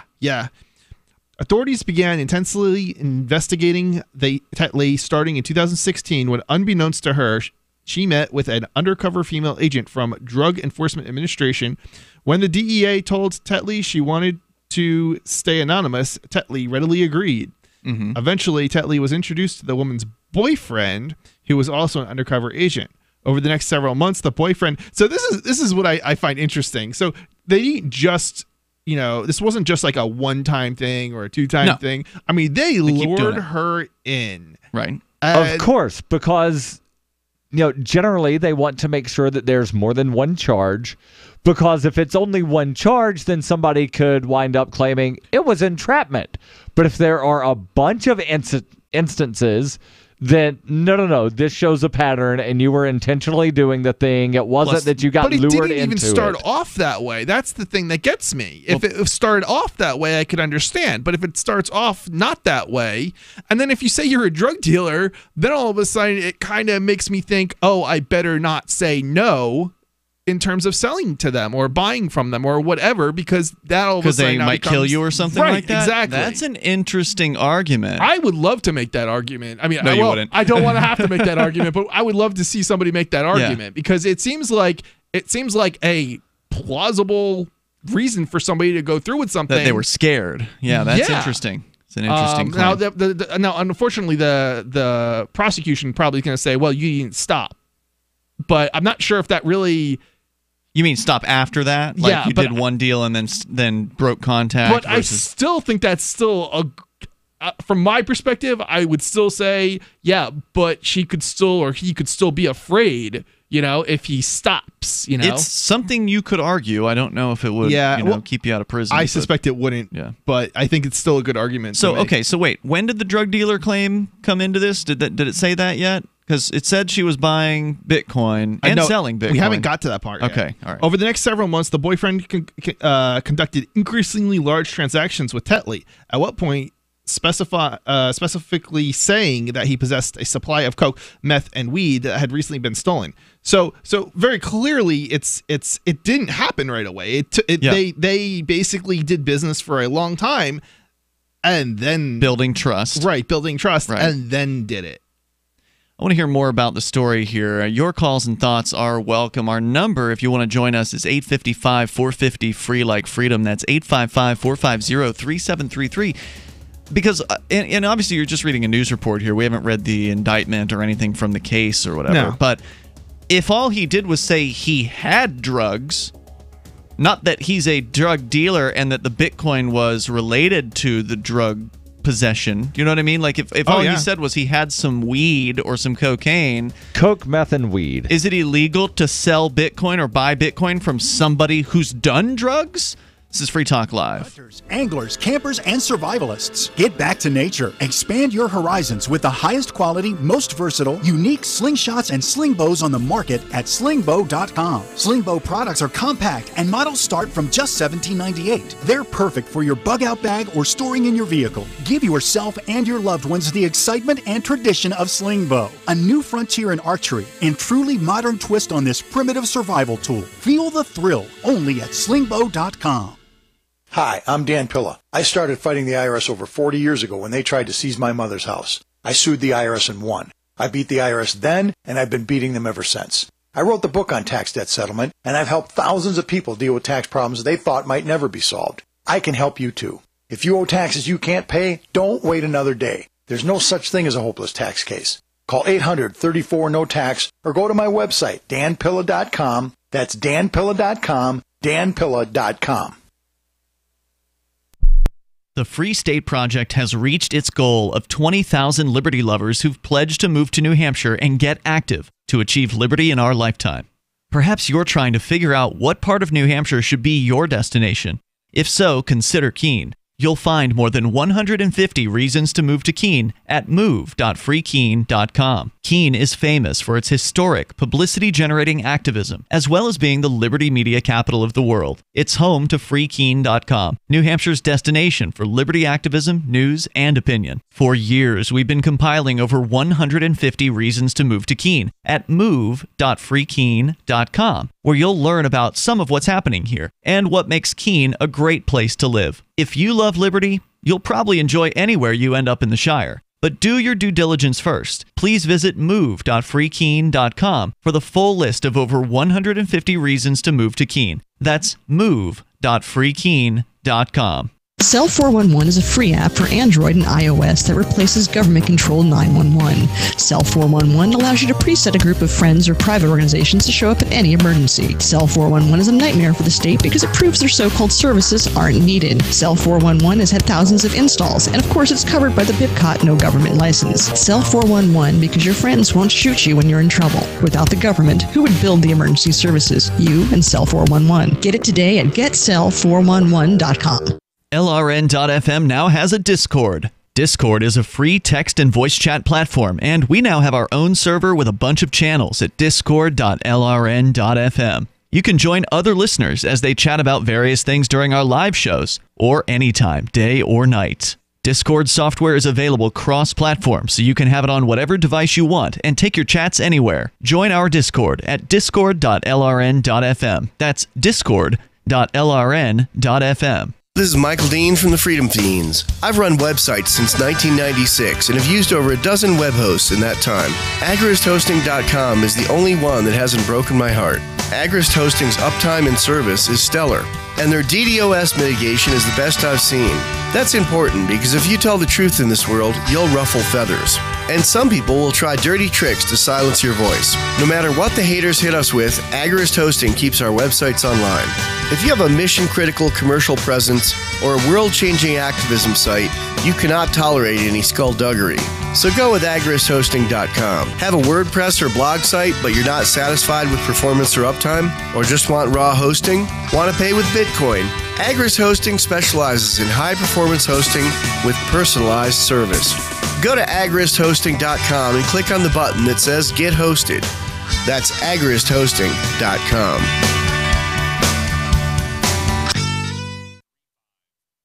Help get LRN.FM into more ears. Visit promote.lrn.fm for a free bumper sticker, flyers, banners, graphics, and more. Promote.lrn.fm.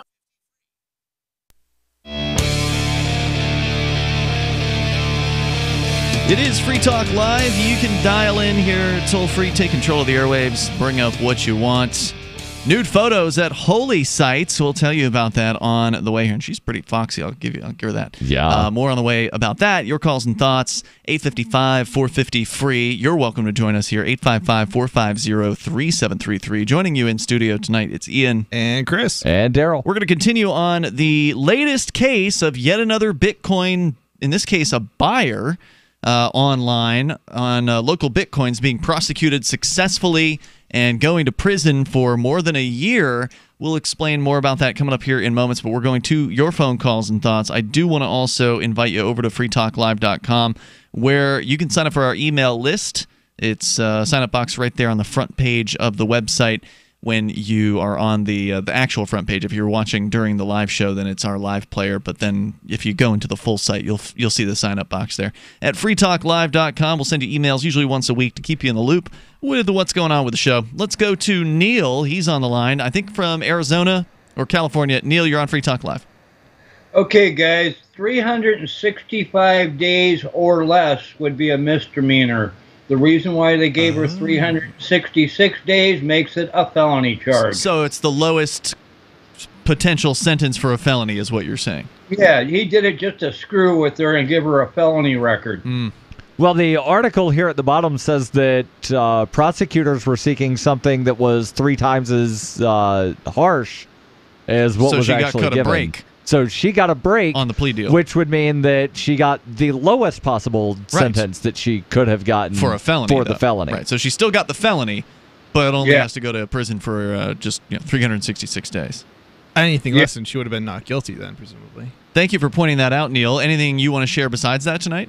Nope, that'll do it. Hey, thanks. I just wanted to let you know that one. Thanks, man. I appreciate the call here. The toll-free number is 855-450-FREE like freedom. I actually pulled up the district attorney or the U.S. Department of Justice press release about this, where they're gloating, and they say here, I don't know if does it get to this in the Ars Technica piece that she is going to be forfeiting a lot of money. So yeah, it does. Even though she's only being hit with a $20,000 fine, $300,000 cash, 25 gold bars, and 40 Bitcoin. Right. Yikes. Yeah. So that'll all be forfeit in this case, where she pleaded guilty to 1 count of operating an unlicensed money transmitting business and 1 count of money laundering. Now, we were just discussing, is there more from Ars Technica that you want to share? A lot. Yeah, I don't say a lot more, but there's about half of it. Yeah, if you think it's worth sharing, then let's continue the story. Again, Teresa Lynn Tetley, who's 50 years old, is going to prison for, it says that she was both buying and selling, but in this case she was buying and selling on Localbitcoins. In this case, she was being the buyer in a transaction. I mean, this is the heart of it. These deals eventually came to a head in March 2017 when Tetley deals with an undercover DEA agent. Right. Yes, and the woman's boyfriend, who was also an undercover agent. Right. When Tetley bought $300,000 held in 2 Trader Joe's paper grocery bags to buy an equivalent amount of Bitcoins from the fake boyfriend, Tetley was arrested immediately and eventually pleaded guilty to money laundering. Yeah. So, yeah. And so what's not been made clear in this news article is what exactly was told to her at what point by these agents. There was something in there that it said he had some drugs, right? Like that he informed her at some point that he had drugs. Yeah, specifically, it says at one point specifically saying that he possessed a supply of coke, meth, and weed, not that he sold it. Yeah, that's what's interesting to me. And again, that's just the news story. We don't have the indictment. We don't have the evidence. So from the case. There is in this Ars Technica article a quote from the prosecutor's sentencing memorandum. Okay. That says these circumstances show that defendant knew something was awry, as David coveted that she operated entirely outside of the regulated financial market, that she offered privacy and anonymity, and that she could sustain a high level of business for him. Okay. Well, I don't think that it should really matter whether or not somebody is anonymous in the case of purchasing Bitcoin. Seems ridiculous. They also say here, providing cash in envelopes and in the significant amounts she did in coffee shops and restaurants is no way to conduct legitimate business. Certainly when that volume exceeds the millions, and someone such as defendant, a former stockbroker and real estate investor, was certainly aware of that. So they're suggesting that cash is not a legitimate business, that using a large amount of cash is not a legitimate business. Putting a large amount of cash in a paper bag or an envelope is not legitimate. I have to say... Oh, I'm sorry. I don't want to just walk around with bundles of cash. Should I put it in a briefcase like they do in the old-timey movies? Whether or not you like it or not, there are people who still prefer to store their cash under the bed and then go and buy $200,000 plus businesses with cash. Yeah, because they don't trust the banks. Because they don't trust the banks. Exactly. Right. So the idea that you cannot conduct legitimate business or it's not legitimate as soon as you're using cash is nonsense. And right, they're basically saying their own product, the government's own cash, which they're the ones who are responsible for creating and putting into circulation. Well, it's okay. It's legitimate when you're running a business and you're accepting small amounts of cash. That's fine. But if you're using large amounts of cash, then you're not legitimate anymore. I mean, it's just it's ridiculous. The nonsense there is ridiculous because it is technically, if she had followed all the proper procedures, it would have been 100% okay. We would hope, assuming there had been nothing about the drugs at least, okay? Or she had stopped as soon as they said something about drugs. Well, what you should have done was write a check and then, then the bank would wind up saying this looks suspicious because they're writing a large check. So I want to do, there's a test I want to do. I want to get a bumper sticker that says, I sell drugs. No, you don't. And then go through... No, you don't. A toll. There are other things worth testing, but yes, please tell us this. Right. Tell us this. I want to see somebody do this because under this logic, they would be guilty if they accept your money because they know you sell drugs, or even just. Well, they wouldn't know because it would be a bumper sticker, so they'd only see it after you left. On the front. Oh, okay. No, it's not illegal for them to receive your stolen money. Well. Wouldn't that be money laundering? How is this not money laundering? There's a line on the tax form that in the instruction says include income from illegal activities. So they want you to report your income from illegal activities so that they can tax it. It's not illegal for the government to receive the products of stolen things. They're exempted. They do it all the time. They call it eminent domain. Okay. They call it asset forfeiture. Yeah, I think he's got you on this one. Yeah, he does. But yeah, I mean, theoretically, though, they're committing money laundering, but they're exempt. Right. It's not illegal for police to possess large amounts of marijuana when they're on the job. Right. It's not illegal when they do it. Right. And they say that, we have to have these exemptions, otherwise we wouldn't be able to transport it to the evidence locker. Okay, but what's the excuse for when you carry it around in the back of your cruiser so that you can drop it on somebody that tried to run from you and you shot them in the back? Oh, see, they had guns and weed, so therefore justified. So I do want to know more about this case just because I find these cases fascinating because I have sold on Localbitcoins in the past. But not to anybody selling or buying drugs that you know of. If somebody were to say to me that they were going to be involved in any kind of illegal activity with their purchases of Bitcoins, I would have to refuse to sell to them. Even though I think drugs should be legal, they're not currently legal, and the government is obviously very interested in prosecuting people. So, you just have to refuse. And as Darryl pointed out, I don't know if it was during a break or not, but money laundering doesn't just have to do with drugs. It's just that most of these cases have to do with drugs. Any kind of criminal activity that somebody says they're going to do. So it could be somebody says they were a prostitute or whatever. Or the 3 guys in California that were illegally selling avocados. Really? Now, here's the thing. They worked for a company that sold avocados, and they were taking 1 or 2 avocados. They were stealing the avocados and then selling them, and wound up selling about $300,000 worth of avocados that they did not have legal right to sell. The toll-free number here is 855-450-FREE like freedom. That's 855-450-3733. See if you can dig a little bit more up on the details on this case, but I suspect that this guy said that he was a drug dealer, this undercover DEA agent, because that tends to be the way they run these cases. Yeah, I mean, maybe the story... They just glossed over it. Get it right. Yeah, more coming up here in moments. This is Free Talk Live. Imagine this is you. You're working late when you get an alert on your smartphone. Your motion-activated Blink security camera picked up something at home. You pop open the Blink app and see the silhouette of a man peering through your kitchen window. You dial 911 and the police roll. The job of a home security system is to help stop crime, which is why I chose Blink.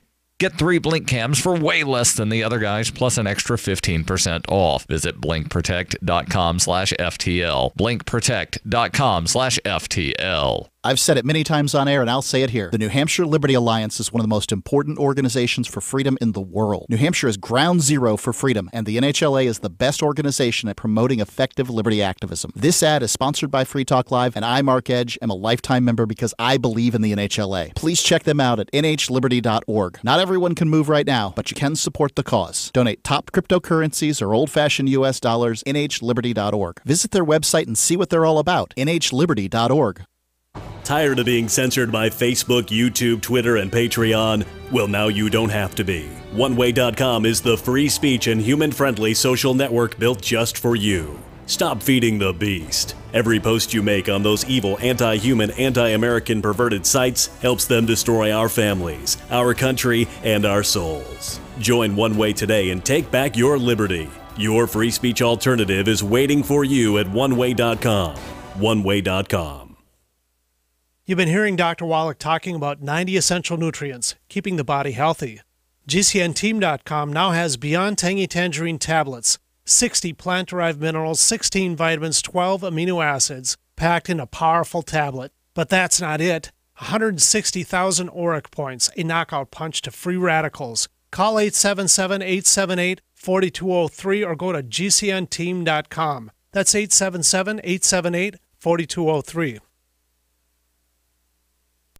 Is spreading the message of liberty, cryptocurrency, and peace around the globe worth $2 per month to you? As you may already know, in addition to our internet feed, LRN.FM broadcasts on free-to-air satellite across North and Central America, as well as Sub-Saharan Africa. And we've been available on satellite for free 24/7 since 2010. The LRN.FM free-to-air satellite signal is reaching some of the most oppressive regimes in the world, and there's no doubt our ideas are making an impact. You can learn more about the channel's impact by watching the 3-minute video at fund.lrn.fm. If you'd like to help free minds globally with our ideas of liberty, cryptocurrency, and peace, you can donate as little as $2 per month via fund.lrn.fm. You can help us continue and expand our satellite broadcast to multiple continents. Visit fund.lrn.fm today, and thank you for your help. Don't forget to share the link on social media. That's fund.lrn.fm. The 3 most important things you can do for Free Talk Live are: 1. Share 1 episode a week on Facebook or in some other social networking site. 2. Buy the things you buy online through shop.freetalklive.com. 3. Give $5 a month to the AMP program. It's my firm belief that Free Talk Live's AMP program is the best use of your charitable dollar among liberty-oriented organizations. Support all the organizations you love, but make sure you give $5 a month to AMP at amp.freetalklive.com. We've all heard about blockchain assets like Dogecoin, Ether, and Ripple. Bitcoin isn't the only player in the blockchain game any longer. And for those of us wondering how to get our hands on these digital assets, finally, there's a solution. Shapeshift.io allows you to buy and sell between your digital assets and Bitcoin instantly between your own digital wallets. I've used it with ease. Shapeshift.io. There's no account or email address needed. You send them the crypto you want to sell. They send back the crypto you want to buy. It's that easy. Shapeshift.io. Some of our live shows are streamed in HD on Twitch. Please follow and share at twitch.lrn.fm. That's twitch.lrn.fm.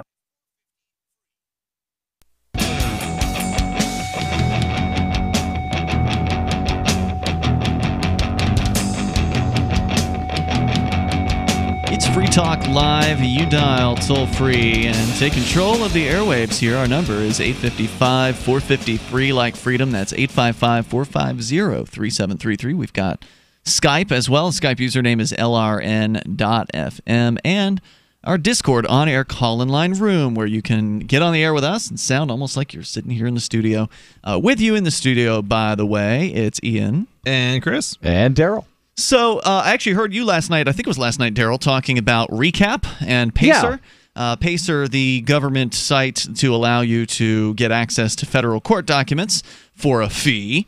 And then Recap, which is Pacer spelled backwards, which is a plugin for, I think, Firefox and Chrome that if you're running the recap plugin and you're on the Pacer government website, it will download the federal documents that you want and then upload them to the Recap Foundation, which allows you to access and allows others to access those very same documents for free without having to pay to see them, because Pacer charges you 10 cents per page to download these things. And I just pulled up the case here of Teresa Tetley, who was known as Bitcoin Maven. She's now going to prison for just over a year, federal prison. For which document did you download? I've downloaded several. Because I also downloaded the first document that was filed. That was, I believe, document number 1 of the series, where it shows what the counts are against her. And the second count is on or about January 26, 2017, defendant Teresa Tetley, with the intent to conceal and disguise the nature, location, source, ownership, and control of property believed to be the proceeds of specified unlawful activity, that is the felonious importation, receiving, buying, selling, or otherwise dealing in controlled substances punishable under a law of the United States. Did she believe it? Well, she pled guilty, so apparently. She believed that she was going to be found guilty, maybe, but that doesn't necessarily mean she believed that. So, but the wording there, and this is the best it's going to get, Darryl, because they don't actually have an indictment. She took a plea before they even handed down the indictment in this case. Right, and the plea agreement is a sealed document that we cannot see. Right, so there's actually How can they seal a plea agreement? Like they apparently can. They can seal anything. Yeah, with a motion and the approval of both sides, they can seal that document. So, and I think the judge can just seal certain documents regardless. I'm not sure what. So much for public accountability. Right?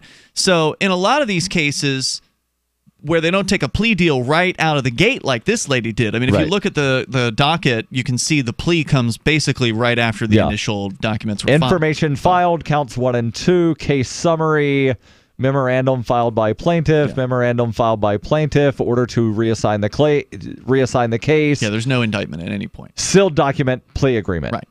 But what you read there says in the initial sort of case summary, which is the first document there, it does say that she believed it to be the proceeds of drug dealing. So that, again, the Ars Technica story, which was the confusing aspect of this, was like Ars Technica said, oh, the guy said he had a bunch of drugs. Well, that doesn't mean that the money came from the fact that he had drugs. But if he said he was a drug dealer and this was the proceeds of his, whatever, then she would believe. Yeah, I mean, or even if he just said he was a drug dealer, she could still be construed to have believed that this might have been from. Yeah, I mean, this is a very good question, because if somebody goes into a shop, right, and they want to buy lunch, and something suggests that they're a drug dealer of some kind, does the person then are they not allowed to sell you lunch? Does the cashier have to refuse you food? Yeah, that's an interesting question. I mean, they're probably not going to be investigating a cashier for that sort of thing, but yeah. I would bet that most cashiers, if you walk into any store, are going to serve you lunch. Not only that, they'll ask you if you can sell them some marijuana too, because most cashiers probably smoke pot.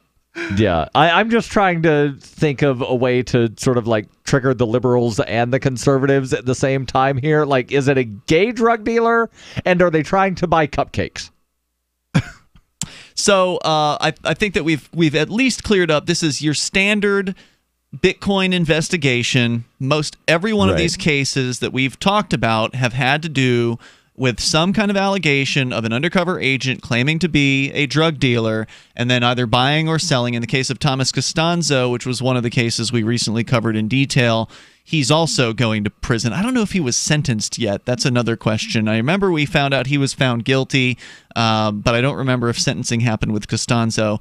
But he was a libertarian activist in Arizona who was also a local Bitcoin seller, and the government approached him. Similar situation where they met him in real life and they did some deals with him, and then eventually on another deal, after they'd done a few deals successfully, the undercover agent revealed in a car, when he was in the car with Costanzo, he told him, I'm a heroin dealer, I'm a Russian heroin dealer, and something, this is my drug money or whatever, right? And how do you react to that? Like, Costanzo's reaction was apparently, hey, I don't care what you do. Let's do this, let's do this deal. And then they did like 5 more deals after that. Yeah, but I'm still baffled by how anybody can think that at that point you can just walk away from the deal. when you're dealing with a Russian heroin dealer who could put a bullet in your head, that kind of thing. I've never heard somebody make that argument, and it's an excellent argument. I gotta hand it to you. That's a really interesting argument. Because these are scary people, right? Like heroin dealers. They're literally using words that explicitly would incite fear in any rational person. Yeah. That definitely suggests that you may be the subject of violence if you turn this deal down. I agree with you. I found a DOJ press release about Thomas Costanzo saying that he was scheduled for sentencing on June 11th. Oh. But I don't see an update. Okay, well we can check Pacer on that as well, but I did a search and they're not showing any updates either. Maybe it's been postponed. I'm looking at the DOJ website to see if they have anything on this. But he went to trial and he lost. I mean, it was a crazy trial because I don't know what he thought he was going to, how he thought he was going to win that. He should have tried your approach because that's an interesting approach, especially if it was in front of a jury. I wonder how a jury would react to that particular argument. I don't know if Costanzo had a jury or if it was a bench. I don't think he did. If it was a bench trial. In that case. And the problem is juries are very, they're unreliable. So, you already don't know what you're getting with the judge. You really don't know what you're getting with the jury. Morpheus did have a jury. Oh, interesting. Yes. And they sent him up the river. Yep. Juries are unreliable. The jury found that over a 2-year period, Costanzo took $164,700 in cash from the agents whom he believed to be heroin and cocaine traffickers and exchanged it for Bitcoin in order to conceal and disguise the nature, location, source, ownership, and control of the drug proceeds. The evidence at trial also showed that Which is what they say in the he used statutes. Bitcoin to purchase drugs from others and that he provided Bitcoin to individuals who were buying drugs via the internet. I want to call these people stupid, but honestly, I don't necessarily know that they are. I think it's just if they're afraid of being killed, then it's just fear. It's also they're not stupid, I don't think, as much as they are probably greedy, right? They're in a situation where I agree with you, there could be the threat of violence, or at least the implied threat of violence, and that's, I think... It sounds to me, based on what is being reported by the government, that they're intimidating these people and to continue with the deal. Right. I think that's a solid argument, and I wonder why nobody has tried it yet. Of course, most people are taking a plea deal. On these things. Right. This woman took a plea deal. Almost every other case we've seen, Morpheus was unusual because he didn't take a plea. He actually went to trial. And I suspect that's one of the reasons why they're going to send him up the river as far as sentencing is concerned, because he went to trial. And one of the reasons they might not, a lawyer might say, no, you don't want to make that argument is because, well, just because you're afraid doesn't mean it's legal. And they might get you might get guilty anyway. Indeed. And in these cases, it seems like, and in all federal cases, you're almost always better off taking a plea deal, even if you didn't do the thing. Because if they can convince a jury that you did the thing, and then you have to be sentenced as somebody who didn't take a plea deal, they will come at you with the maximum sentence possible to set an example of you and make sure that everybody knows that you don't take a case to trial at the federal government level. I mean, it's you talk about an intimidating, scary situation.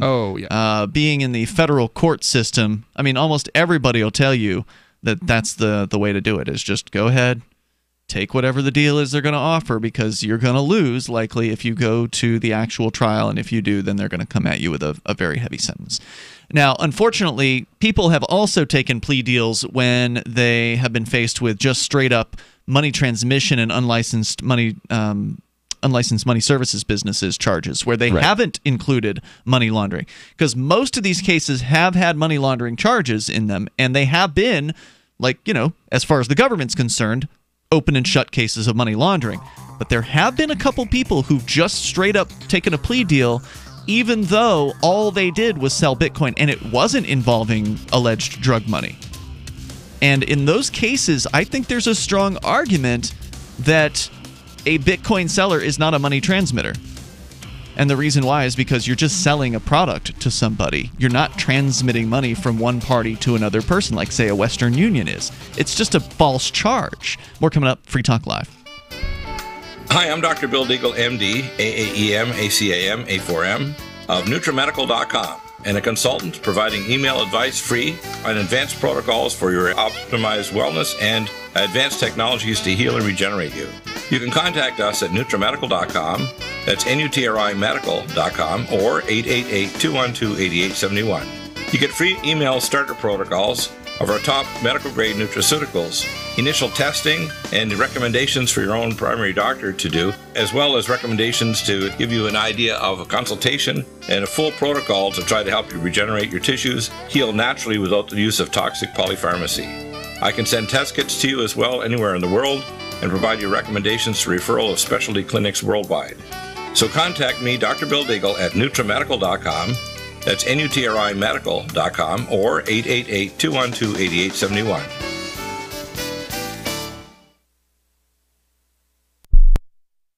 When you hear the word lobbyist, you probably think about greedy corporations, but not all lobbyists are the same. Some are fighting for the freedoms you hold dear. Liberty Lobby LLC is doing just that in New Hampshire, working hard to represent you, not some special interest group. You can help by going to libertylobby.info, where your contribution will give us the tools we need to ensure that your voice is heard. Visit libertylobby.info today to find out more. Did you know you can watch Free Talk Live during our live show 7 days a week from 7 to 10 p.m. Eastern via our studio cams at cam.freetalklive.com? Plus, you can chat with other listeners while you watch, all totally free. Now that our live video stream is hosted by YouTube, our video archives will be online even faster. So be sure to subscribe to our YouTube channel. Listen, watch, and chat all free at cam.freetalklive.com. That's cam.freetalklive.com. You're listening to the live edition of Free Talk Live. Hour number 3 is next after the news here on the Liberty Radio Network at LRN.FM. From Keene in the Shire, the Liberty Media capital of the world, this is Darryl W. Perry, host of FPP Radio News for Thursday, July 12th, 2018. Silver is trading at $15.87 per ounce. Gold is valued at $1,244 per ounce. Zencash is trading at $21, and the average price of Bitcoin is $6,197. And Howard.com reports those expecting President Trump to make a stir at the NATO summit with demands for more military spending did not disappoint, as he was not only demanding all member nations increase spending to 2% of their GDP immediately, but then pushed for them to ratchet up to 4%. This stunned many, as the 2% demand is often repeated and met by only a handful of other NATO countries in the first place. No NATO member nation is spending 4% of their GDP on their military, meaning this is a demand for precipitous spending increases alliance-wide. Needless to say, the 4% is going to be a non-starter for most. Nations like Germany balked at increasing to 2%, having no enemies on their borders and large economies. Expecting Germany to more than triple their military spending, chasing this new level is even more unrealistic. The 4% demand is so sudden that it raises questions about whether Trump's comments are a sincere proposal of policy or just part of an attempt to bargain the NATO nations up in hopes that the 2% will seem a lot less unreasonable by comparison. The higher number is in keeping with President Trump's desire to see NATO nations pay their fair share to the alliance, but aims so high that it would counsel a big military spending increase for everybody, meaning it is almost certain to be universally opposed. Born into a devastating world and raised among the crowd, the Cloudwalker assumes a new identity and begins the unrelenting quest for truth. In this epic journey, he discovers dark secrets about aspects of his previous life that he once trusted. Through the Journal of the Cloudwalker, he shares both the traumatic hardships and the eternal beauties of his experiences. Dear Society by the Cloudwalker is available from Amazon.com and all major bookstores. UPI reports a federal appeals court in Philadelphia ruled Wednesday that air passengers cannot sue Transportation Security Administration agents over claims of abuse. The Third U.S. Circuit Court of Appeals said because TSA workers aren't investigative or law enforcement officers, they are protected by government sovereign immunity under the Federal Tort Claims Act. The ruling stems from a lawsuit brought by Florida resident Nadine Pellegrino after police arrested her during an altercation at Philadelphia International Airport in 2006. While going through security, she was singled out by agents for additional screening. to which she objected. TSA agents said she intentionally hit them with her luggage as she moved to the screening area, and after further complications, police arrived and arrested her. She spent 18 hours in jail and was later acquitted of charges relating to the altercation. Pellegrino sued for false arrest, false imprisonment, and malicious prosecution. The three-judge panel's 2-1 ruling affirmed a lower district court's opinion. Circuit Judge Cheryl Ann Krause, who wrote the majority opinion, said the court recognized the ruling means travelers will have very limited legal redress for alleged abuse. Circuit Judge Thomas Ambro, who dissented, said that by analogizing TSA searches to routine administrative investigations, my colleagues preclude victims of TSA abuse from obtaining any meaningful remedy for a variety of intentional tort claims. Are you tired of governments murdering people around the world? Stop using their money. There is an alternative. Bitcoin is a stateless, free market, non-political currency. Bitcoin cannot be inflated or controlled by any government. By using their money, you are helping the state. Stop doing it. You have an incredible alternative available now. Learn it, use it, spread it. Get started with Bitcoin at weusecoins.com. Reuters reports Scott Dozier, who was awaiting execution in Nevada on Wednesday, received an 11th-hour reprieve after a pharmaceutical company sued to block the usage of one of its drugs in the lethal injection process. Alvogen Incorporated, which said the Nevada Corrections Department had obtained a sedative unlawfully, won a court order barring the product from being administered to Scott Dozier as part of the state's newly devised and untested 3-drug execution protocol. Another judge formally issued an indefinite stay of execution. Dozier had been scheduled to be executed at 8 p.m. local time Wednesday at a state prison in Ely, Nevada, about 245 miles north of Las Vegas, in what would have been the state's first execution in 12 years. But the ruling by Clark County District Judge Elizabeth Gonzalez and the stay that later followed by Judge Jennifer Tagliate left uncertain when his execution could proceed. Gonzalez set a status check on the case for September 10th. Corrections spokeswoman Brooke Santina said the execution would remain effectively postponed for at least that long. This has been FPP Radio News, online at fppradio.com. Publicists everywhere agreed this week that the nation's celebrities are in dire need of more fame, stressing that all 6 billion of the world's populace should know every U.S. celebrity by name and face by now. Publicists are calling for an emergency influx of buzz, heat, press, and word of mouth to be administered to the nation's celebrities immediately in order to prevent crucial fame levels from becoming dangerously low. Novelist Edward Milligan told reporters this week that in his new book, By the Water's Edge, he has fleshed out in meticulous detail his own huge and stunningly shitty world.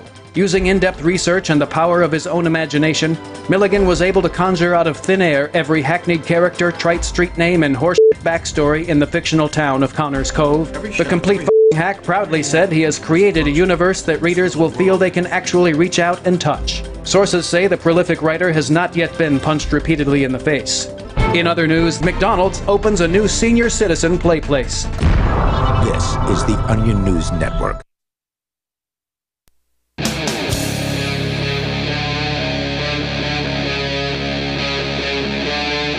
Free Talk Live. Hey, it's Free Talk Live, and you can dial in here. The toll-free number is 855-450-FREE, like freedom. That's 855-450-3733. And our Skype username is lrn.fm. Plus, we've got our Discord on-air call-in line room over at discord.lrn.fm, where you can call in, sound like you're almost sitting in the studio with us here. As we launch into the third hour with you in the studio, it's Ian, Chris, and Darryl. For those of you just tuning in, we've been talking about cryptocurrency and the attacks against cryptocurrency sellers from the government of the United States, the Federal Justice Department going after another person, this person calling herself Bitcoin Maven, a.k.a. Teresa Lynn Tetley from Southern California, who is going to prison now for selling and buying Bitcoin, specifically in this case buying Bitcoin, from a DEA agent who had represented himself presumably as a drug dealer and had informed her that these were the proceeds of drug sales. And then with that knowledge, she continued to purchase Bitcoin from this person, which was the reason why they hit her with a money laundering charge. Now, interestingly, they only came at her with one money laundering charge, according to the initial court statement that we were reading earlier. which I thought was interesting because other cases that have been similar, they've done multiple purchases, escalating the amount of money involved as they continued. But they only hit her with the one money laundering charge, which was strange. I wonder if they just arrested her right after that first deal. Well, it does say in the count, beginning in or around January 2014 and continuing until March 22nd, 2017. Yeah. So they have a long period of time covered under the one count. Okay. But why is it just one count? Yeah, that's what I don't understand. There's one count. At the very end, it says the amount. It was like $69,000 or something like that. So... the $69,000 was specifically on the transaction that happened in January of 2017, and that was for 80.35912,976 Bitcoin. So that was for the one specific thing. But in other cases, they would hit her with to the sell or purchase of proceeds of illegal activity. That's what I'm saying, though. I'm surprised they didn't have other sales after that. Because if somebody, an undercover agent tells you, like, so with the Thomas Costanzo case, and by the way, you found out more information about that. We'll share that here. Thomas Costanzo, who was also going to prison for selling Bitcoin to an undercover agent claiming to be a drug dealer. A Russian drug heroin dealer. Yeah. In his case, there were a few transactions initially where he didn't know about the drug dealing thing. And then the undercover agent, revealed that they were claiming to be a Russian drug dealer. Yep. And then Costanzo sold him Bitcoin and then sold him more Bitcoin on at least 4 more occasions after that, in which they escalated all the way up to $100,000. So the amounts kept getting more and more. Right. To keep, getting him, he's greedy or whatever, reeling him in, keeping him coming back so they can hit him with multiple counts, which is why I was surprised in this case they didn't do the same thing here where, they would keep increasing the amount or whatever. And so anyway, she got hit with this one charge and she's going to prison. You found out about Thomas Costanzo, though, who was found guilty earlier this year by a jury in that case of money laundering. Right. And he was supposed to have been sentenced, according to all of the news reports that I could find, on June 11th, but wound up getting extensions on filing a memorandum of sentencing to where people can send letters in talking about his character to hopefully try to sway the judge to give a lesser sentence. Right, because he was a well-liked libertarian activist in Phoenix. He actually worked with our friend Ernest Hancock from Declare Your Independence at one point. And obviously these people are not bad people. They're not, they don't belong in prison. They didn't actually hurt anybody. The whole thing was false in the first place because these are undercover agents who are lying.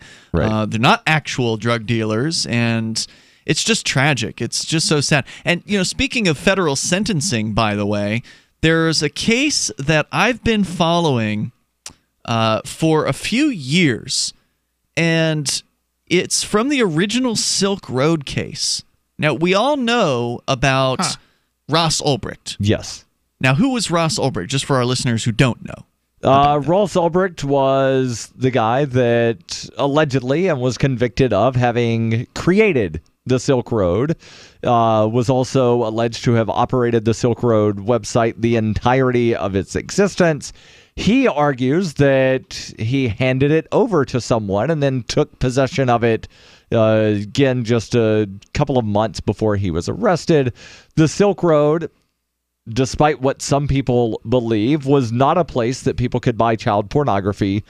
People could not do murder for hires on the Silk Road. That Poison was prohibited. Was also prohibited. Correct. On the Silk Road. As were most weapons, I believe. That's right. All weapons were prohibited on the Silk Road. They actually did try to launch a weapons site, and it didn't work out. Yeah, I thought there may have been a knife.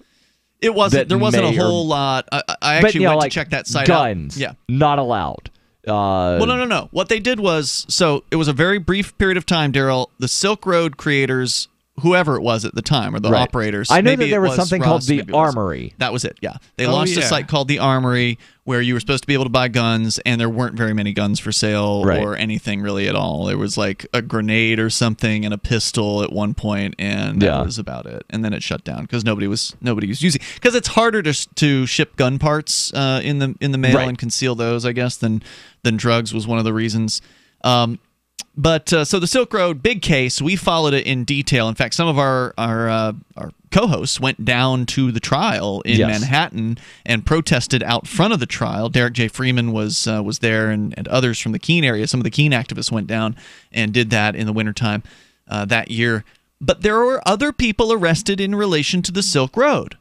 And the DEA agent that was involved in the investigation. Well, those people, The Secret Service agent that was also involved in the investigation. And those people were convicted, you're right, of corruption charges. No, those people pled guilty. Is there a difference between pleading guilty and being convicted? Yes, being convicted means that a judge found that there was enough reasonable enough evidence to prove beyond a reasonable doubt that you did the thing. Pleading guilty. Would you not call someone who pled guilty a convict? They are. I'm just saying, from a legal standpoint, a plea is not the same as getting a conviction. All right. But I was referring to the other people regarding operating the Silk Road, because it wasn't just Ross Ulbricht. Right. There was another person. Yeah, like lots and lots of drug dealers, right? But no, I mean the operators. The people Silk that were Road. actually admins. Okay, the administrators. Yep, because what happened was, when they busted Ross Ulbricht, allegedly, he was in a library in San Francisco, logging in on his laptop through into the back-end admin side of the Silk Road. Mm-hmm. And the federal agents closed in on him while he was on his laptop, grabbed his laptop from him before he could do anything to, close it or turn it off or whatever, reinitiate whatever encryption to protect it. And so they had full access to all of his laptop's files, and they had, including in that access, was the staff information that Ross had collected. So he had required his administrators to identify themselves to him. And so that's right. So he had driver's license scans and things like that of all of his administrators. And so they went after all of his administrators as well. Ooh. One of whom, his name is Andrew Michael Jones of Norfolk, Virginia. Now, if you go to freekeen.com and you search for Silk Road or Andrew Michael Jones or his handle on the Silk Road, which was Inigo, and for those who are familiar, the Silk Road was run by people using names from the Princess Bride. Yep.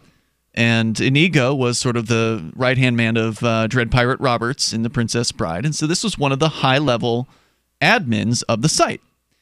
Andrew Michael Jones is a Free State Project participant who visited Keene, New Hampshire with his girlfriend and went to social Sundays. That's awesome. So I've met this guy. Now, we didn't know who he was. We had no idea. Of course not. That he was the administrator. He visited Keene, New Hampshire while he was active as an administrator on the Silk Road. So the bus came later. Should have moved, man. But the reason I bring it up, well, moving wouldn't have necessarily kept him safe. No, but the reason I bring it up is because he has not been sentenced yet. Interesting. And I keep checking the Pacer file on him. I've got like a calendar event to remind me, and I move it up like 6 months at a time because he hasn't been sentenced yet. More coming up. From the sixth letter of Captain Mark. A pirate's life is characterized by voluntary interactions. Unfortunately, the Crown presses everyone into involuntary servitude. Landlubbers believe slavery was abolished years ago, but the Crown still claims to own us when it crimps us into service against our will. Given sufficient ambition, it would gladly draft thousands of hapless victims to kill or be killed. It's simply slavery by another name. Landlubbers are routinely commanded to serve the so-called justice system in jury duty. But before you swell with civic pride, consider that how you feel is irrelevant to the Crown. You will appear as ordered or face punitive measures. The Crown insists that you participate in your own oppression. A jury summons provides pirates with a unique opportunity to obstruct injustices. A juror can vote not guilty, even if it's proven the law was violated. A juror can acquit for any reason at all, and not even a judge can reverse that verdict. Receiving a jury summons is basically winning the sedition lottery. But if you reveal that you know this during jury selection, you'll probably be dismissed. If the Crown foolishly crimps a pirate into jury duty, it behooves the pirate to conceal their intention to nullify unjust laws. If a master takes 100% of your labor, it's called slavery. But if they only take 50%, they call it taxation, a difference of degree, not of kind. Whether the Crown claims a fortune or a cent is irrelevant. Most of all, a slave owner desires contented slaves, meaning thoughtless ones that accept their bondage. These house slaves see no contradiction in being drafted in a war to end slavery or summoned to a jury to prosecute tax evasion. An ideal slave knows no higher call than the master's will. The Crown's highest ambition is that its slaves revere the authority that subjugates them. But the Crown does not own me. I will not surrender my time and treasure to the Crown's ambitions. Join the conversation at pirateswithoutborders.com. Yesterday, two groups of men shot at each other near Bagram Base, where I am. Today, the soldiers are happy about some of the men dying and sad about other men dying. Sergeant First Class Aaron Tomlin is only sad about 4 of the dead people. It's a long, tough day here. We lost 4 good men. No, 27 men died. 4 American soldiers and 23 Taliban soldiers. You said that 4 soldiers die and it makes you sad. But you said when Taliban soldiers die, it does not make you sad. I asked Base Commander David Hawkins to make it make sense. The last thing we resort to is hurting anyone. But you have to understand, it's our job to keep the American people safe from our enemies. And sometimes that includes... So if you kill your enemies at your job, it is not sad. Well... What if I killed my enemy Ryan at my job? It would not be sad? No, you shouldn't do that. But he is rude to me. He steals my yogurts. He makes fun of the way I talk. Look, only soldiers can kill without getting in trouble. Okay. Are you going to kill Ryan? No. It does not make sense. This is the Onion News Network. Did you know we've taken our LRN.FM telephone listen line to a new level with the LRN.FM audio on demand line? Now you can call 712-770-8447 anytime and listen to LRN.FM's live feed. And you can listen to a bunch of our original shows on demand. Long distance fees may apply. Just dial 712-770-8447 and choose from the menu. 712-770-8447.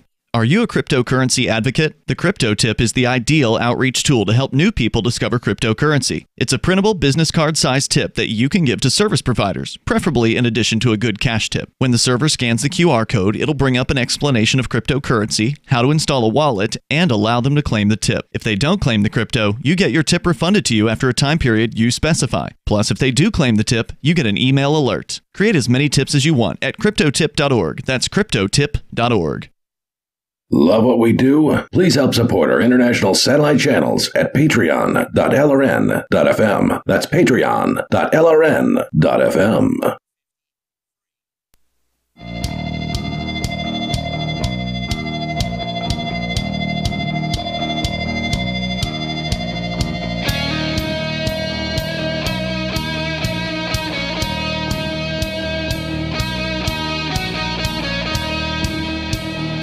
This is Free Talk Live. You can dial toll-free. Join us here on the radio. Our number is 855-450-FREE like freedom. That's 855-450-3733. We've got Skype as well, so feel free to Skype into the show at Skype username LRN.FM, or you can jump into our Discord on-air call-in line room over at Discord.lrn.fm. With you in the studio tonight, it's Ian. And Chris. And Darryl. Whether you want to talk about the world of cryptocurrency, or what we still have to come up here with is the model that has taken her clothes off at some holy sites in Jerusalem. We'll explain that story to you, and of course your calls and thoughts about what you want are welcome here. As we continue, I do want to remind you about let's see here, Bitcoin.com. Oh, Crypto Tip. CryptoTip.org is where you can go. We were out to lunch today, and I looked over at you, Chris, and I said, I forgot to print out new crypto tips because I used my last one recently when I was at Subway. Dropped it in the tip jar there. The Crypto Tip is a printable business card size tip that it's a little piece of paper that you can print out that you can hand out to people that give you good service, preferably in addition to a good cash tip, because you don't want to insult somebody by giving them something as a tip that they don't know what it is. Right. You want to give them a good tip in cash. That way they'll look at and consider your crypto tip. So you can print out as many of these things as you want, as you can afford. You can set the amount that you want to give as a tip. I usually do $10. You've been doing 20 though recently, Chris, as I understand it. Yeah, I think that's right. That you told me. That's what you told me, at least, that you were doing 20. And, I haven't done it in a while, but I do believe it was 20 or 25 or something like that, yeah. And I'm surprised you haven't done it in a while because you and me are the two big crypto tip users around here. Time. It's a time thing. I need to get around to actually going on the site and sending the crypto and printing it off. Well, and the nice thing, it doesn't take that long. It doesn't take that long, but the cutting probably takes more time than anything else. My time is valuable. Yeah, no doubt about it. No doubt about it. So cryptotip.org, you go there, you put in the amount you want to make the tip, the number of tips you want to print. So you can do 6 per page. Yep. And then you send Dash, because right now it's Dash only. It's in a beta form right now, and it works. The site works great. You send Dash to the site, and then you get your tips. You print them up, and you cut them up and put them in your wallet or your purse or whatever. And then when you want to tip somebody with cryptocurrency, you tip them with this. And it's a super cool thing to do because it's an easy way to introduce somebody to crypto without having to sit there and tell them all about it, right? Because if you're at a restaurant and your server's running around serving different tables, she doesn't have time to sit down and chat with you for 10 minutes about what cryptocurrency is. She's not going to have that time. So you just leave her with a crypto tip. You can tell her, hey, I'm tipping you with cryptocurrency. This is $10 worth of Dash or whatever. You can kind of mention what it is. You've got time for that. But you want to make sure you respect somebody's time. And this is how you do it. So at the end of the night, when they're done working, they've got this tip, and they scan the code on the tip with their phone, and it takes them to the CryptoTip website at cryptotip.org, where it explains to them what cryptocurrency is, takes them step by step through the process of downloading a wallet, and then allows them to release the tip into their wallet. And it's super simple, and it works great. So check it out at cryptotip.org. All right, I think we've covered this federal case situation enough. Let's move on here. We actually have David on the line. He's in New Mexico on Skype. Hello, David. Hey, yeah, Albuquerque, New Mexico. Speaking of that, if you're in an Ohio-based strip club, touching Stormy Daniels on her sexually oriented business, don't just give her the tip, give her the whole thing.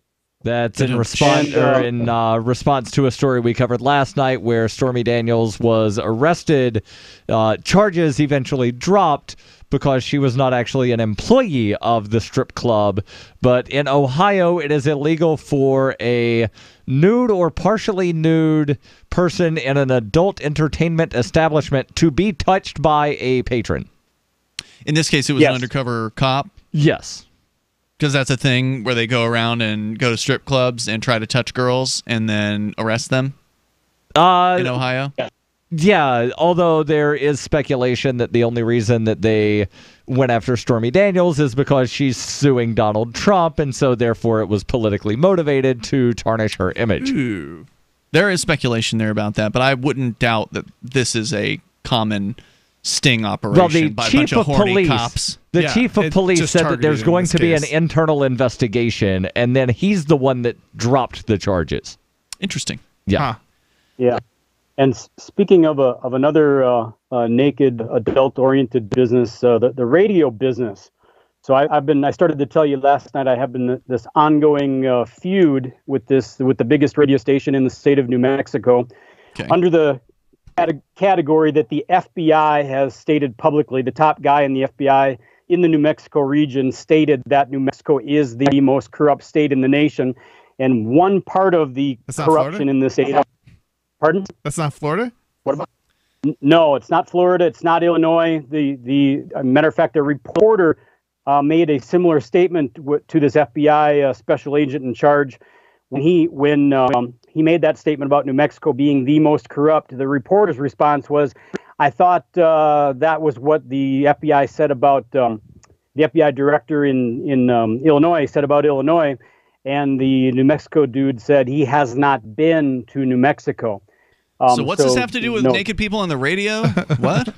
That was tongue in cheek, like the previous bit of verbiage about Stormy Daniels, but it is a fairly good description of the radio business in New Mexico, naked, adult oriented. But anyway, the point is that they're part of the corruption in the state. Well, that's okay. We can move on. Let's move on. They're part of the corruption in this state, and one of the things they do is they shut up people that are, you would describe, that meet the description of whistleblower. When you call into the radio station to blow the whistle, if you're blowing the whistle on somebody or something that affects the radio station's bottom line, and in other words, if you're criticizing politicians that they have in their on-air Sure, those politicians aren't going to buy advertisements the next time around. I mean, but criticizing a politician is not the definition of whistleblower. Well, when you're blowing the whistle as to illegal activity by said politician appearing on said radio station, he's saying he's calling him out. He's saying he's called in to the station to call out these politicians, and that's why they blocked him from calling in. And it's something that you really obviously bugs you. You've called multiple times about this particular thing here, but the good news is, David, you can call Free Talk Live, and you have. Thank you for the call tonight. The toll-free number here is 855-450-FREE, like freedom. That's 855-450-3733. I mean, it's not really productive to get on the air and continue to complain about the competition. Right. You know? Just call about the things you want to call about. We're not on the competition. We're on stations that are airing Free Talk Live, and they're great, and we're glad to be on them. So there you go. Our toll-free number again, 855-450-FREE. But since he did bring up naked people, I've got a story. I like naked people. About this. There's a model who has been making headlines, and she's a very lovely young lady. Yes, she is. She's from Belgium. Her name is Marisa Papen, and she went to a Jewish holy site, which apparently some of it's also holy to Muslims as well, near the Western Wall in the old city of Jerusalem, and she got naked for pictures. And apparently, people are mad about it. We'll share that with you. Coming up here in moments, your calls and thoughts, 855-450-FREE like freedom. This is Free Talk Live.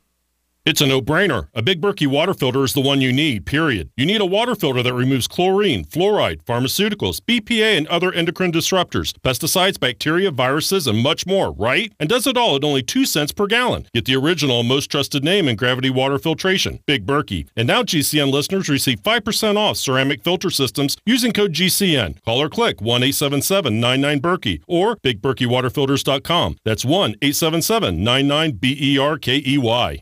Want revenge on the common housefly? Well, after 10,000 years, someone has finally come up with a better way. The Bug Assault, a miniaturized shotgun, which utilizes ordinary table salt as ammunition.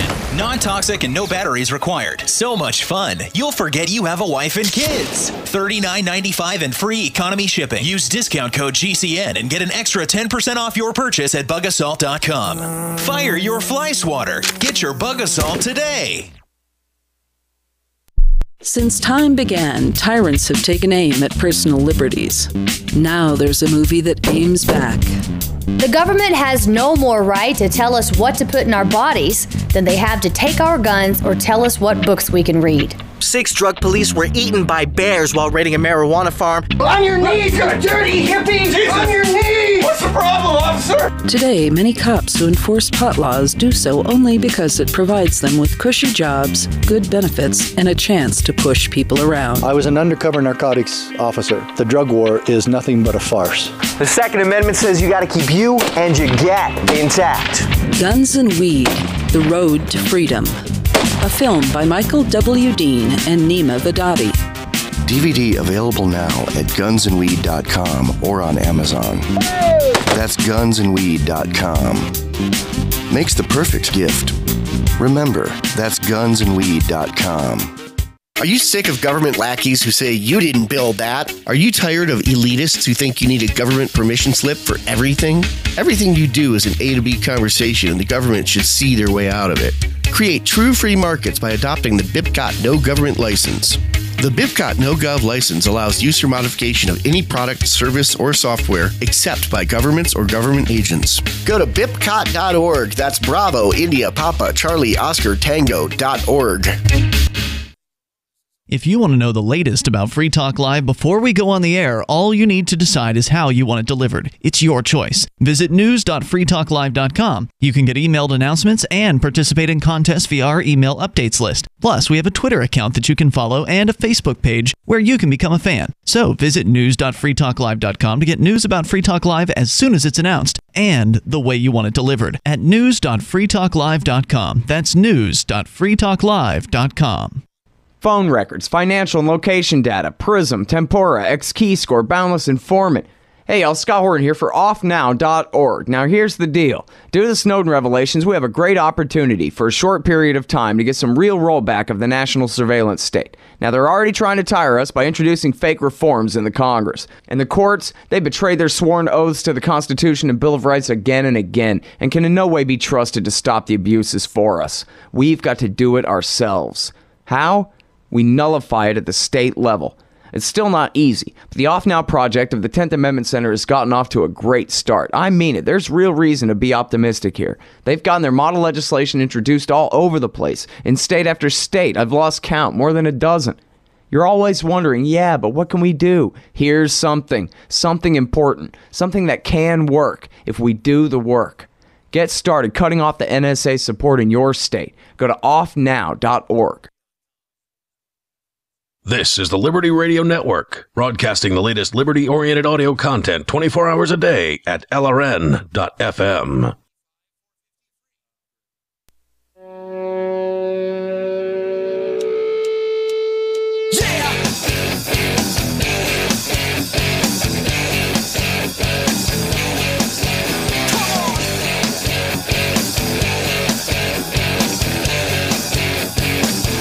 Free Talk Live. Dial in, toll free, bring up what you want here. Our number 855-450-FREE like freedom, 855-450-3733. And Chris, you are the proprietor over at Think Penguin. We were actually just poking around through your website a moment ago during the break. What is Think Penguin? So we sell Linux computers, basically, GNU Linux systems. They're privacy-friendly computers. You don't have to worry about viruses and spyware and malware and all that other garbage for the most part.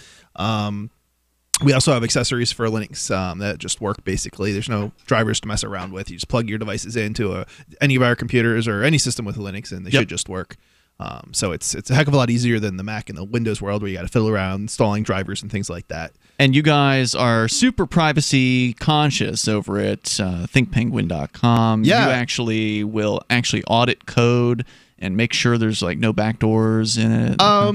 Yeah, I mean, so what we do is we're more concerned about the release of code so that anybody can take a look at the code and see what's going on back there.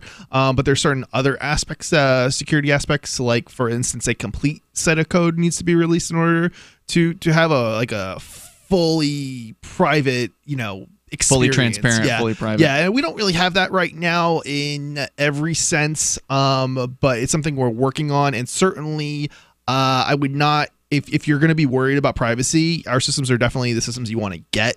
But if you're concerned about like NSA backdoors, I would still be a little concerned. We do have the ability to disable the Intel Management Engine firmware, which is where the NSA backdoor probably is being, which kind of been confirmed. But was it that? Actually, I'm trying to think. It might have been was it a BIOS? I'm forgetting now what the details of that were, but yeah, I mean, basically there are certain components that can be disabled where it will increase the likelihood that the backdoor is disabled, because most people don't know this, and it sounds like absolutely like nut job kind of territory, but yes, there is a backdoor. There, yeah, in every single. It's confirmed in Intel on Intel systems. It's not confirmed on AMD systems, but presumably it's pretty safe to presume that they've got similar components, and there's almost certainly a backdoor, and we just don't have like concrete proof of it because it's proprietary, and it's kind of challenging to find some of this stuff and figuring out how it works. But you're still selling Intel chip-based systems. We've been working on solving the proprietary software problem, which is where you find backdoors usually. Actually, I've never heard of one that was not in a proprietary component on any type of device, whether it's a router or a smartphone or whatnot. Android had a backdoor in it as well on all Android devices. And where was it? Android's mostly free code. The sources are mostly available, but it was in a proprietary component. Yeah, so we also have free software routers, which 100% of the source code is available for those. So definitely not going to have a backdoor in them. I'm using one of those. Oh yeah? Okay, cool. I've been happy with it so far. So check out thinkpenguin.com for more of that as we go to the story about the model who's taken nude photographs in a Holy Land in Jerusalem, apparently, according to timesofisrael.com. A Belgian model posed naked recently for a photograph, actually a few different photos, overlooking the Western Wall in the Old City of Jerusalem, prompting outrage from the holy site's rabbi and administrators. Marissa Papin posted the provocative photograph on her website recently. I guess this was probably a couple weeks ago at this point, along with others taken by photographer Matthias Lambrecht during the visit to Israel. In the photograph, Papin leans back on a white plastic chair above a rooftop, looking out over the Western Wall and adjoining plaza. And so I've actually got her website pulled up here where she makes a statement. And by the way, her site is just full of photos of her, and she seems to do quite a bit of nude photography. So this is including downtown New York. Yeah, all over the place. Egypt, apparently she wound up causing a stir when she was in Egypt recently. Oh, wow. Yep. So, dangerous territory So there. this is her comment here on her article. And again, her website, Marissa Papin, MARISAPAPEN.com. This is where you can go see the uncensored version. The news media, of course, has censored versions. She says, first of all, don't judge a book by its title. This purely implies, the title of the article is The Wall of Shame. So she says, don't judge a book by its title. This purely implies the shame you, dear reader, perhaps will project on me because I've done something so disrespectful I should burn in hell. She says, I know my mailbox is about to fill up with threats and angriness emails, angriness again, to all the people typing down their furiosity right now. Save your energy. I don't even open them. After my escapades in Egypt, and then she links to that story, I knew I wanted to push the boundaries of religion and politics even further, breaking down the walls that have been built to keep all our wandering souls on this planet somehow under control.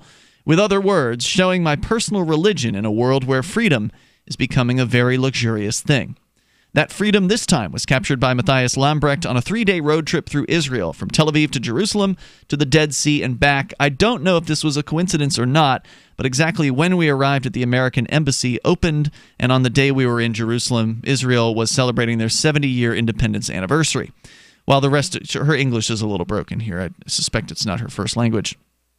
She says I don't know if this was, while the rest of Jerusalem was celebrating, I was enjoying the afternoon sun on a rooftop after a morning of running around in the desert, capturing our last frames of the trip.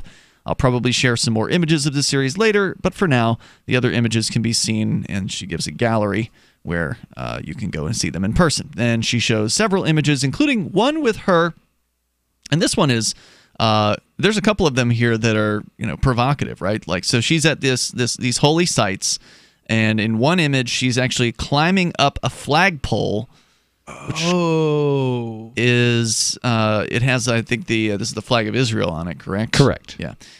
So she's there just sort of embracing this flagpole with, between her legs, and so she's naked. Which is how one would climb a flagpole. So I thought earlier it was it was just like a, regular, like, stripper pole. No, it's a flagpole. That makes it even more interesting, especially with Israel. And then there's another one with her kind of looking out over a city in black and white. She's naked there. And then there's the one that the news media is talking about with her in this reclining chair, completely naked, overseeing some sort of a holy site. So back to this story. That's the Western Wall in the background. Yeah. So back to the story here from the Times of Israel. Quote, so then they quote her posts about how she's breaking down the boundaries. The angle of the photo excludes the dome of the rock and the Temple Mount, an area holy to both Jews and Muslims, and many of those who posted comments on her website suggested it was chosen for fear of backlash from offended Muslims.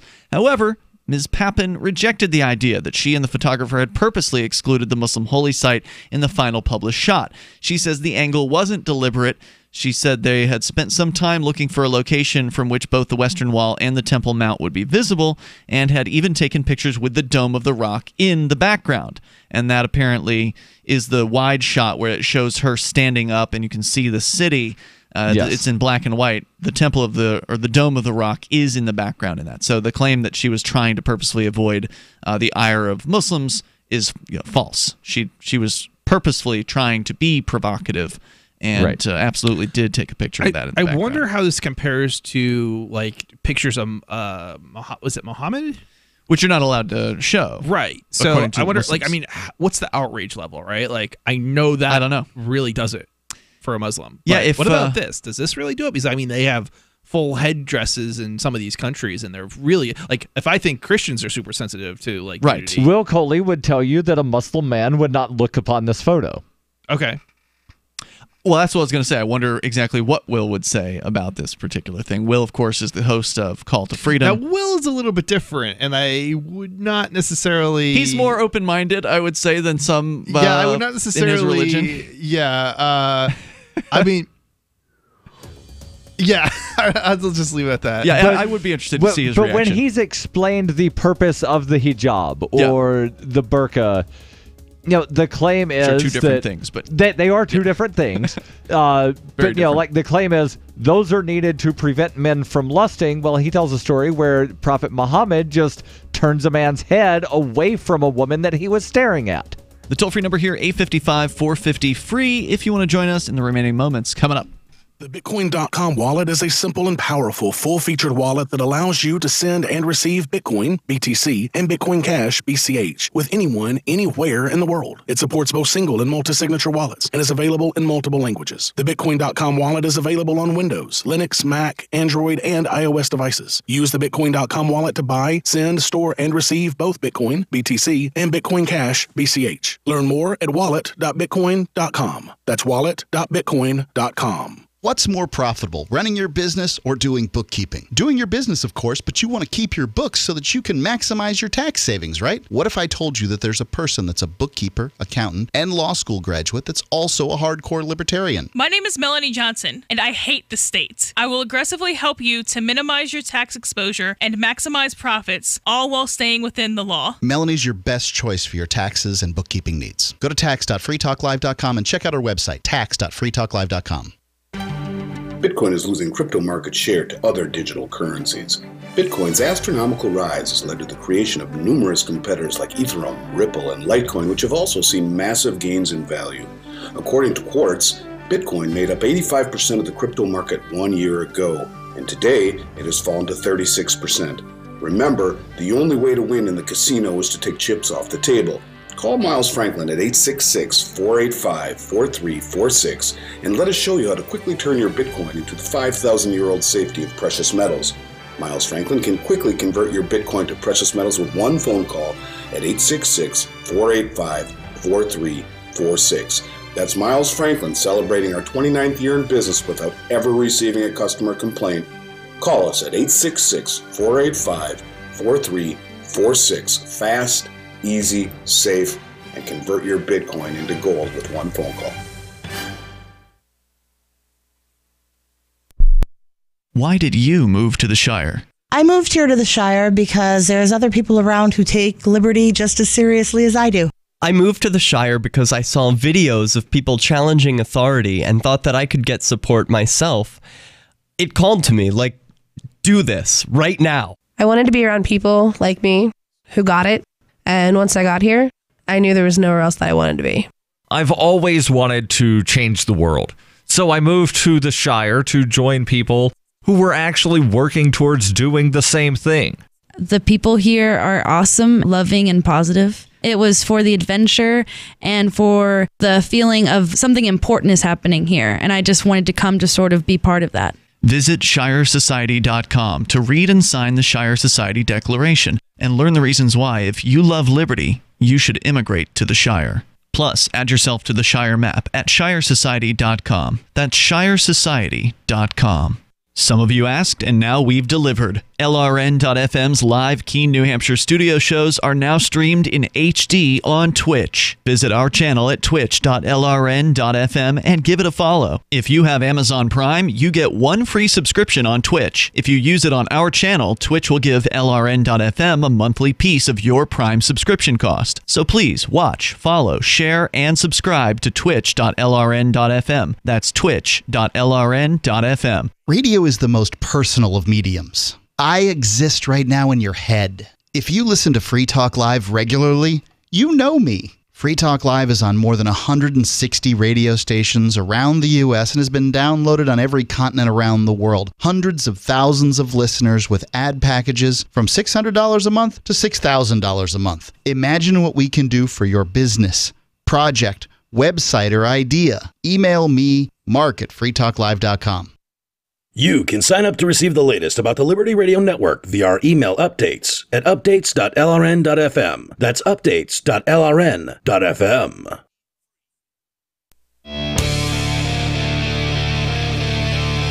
Free Talk Live. Moments remain here. There's enough time for you if you want to dial in toll free. Take control of the airwaves at 855-450, free like freedom. That's 855-450-3733. We've got Skype as well.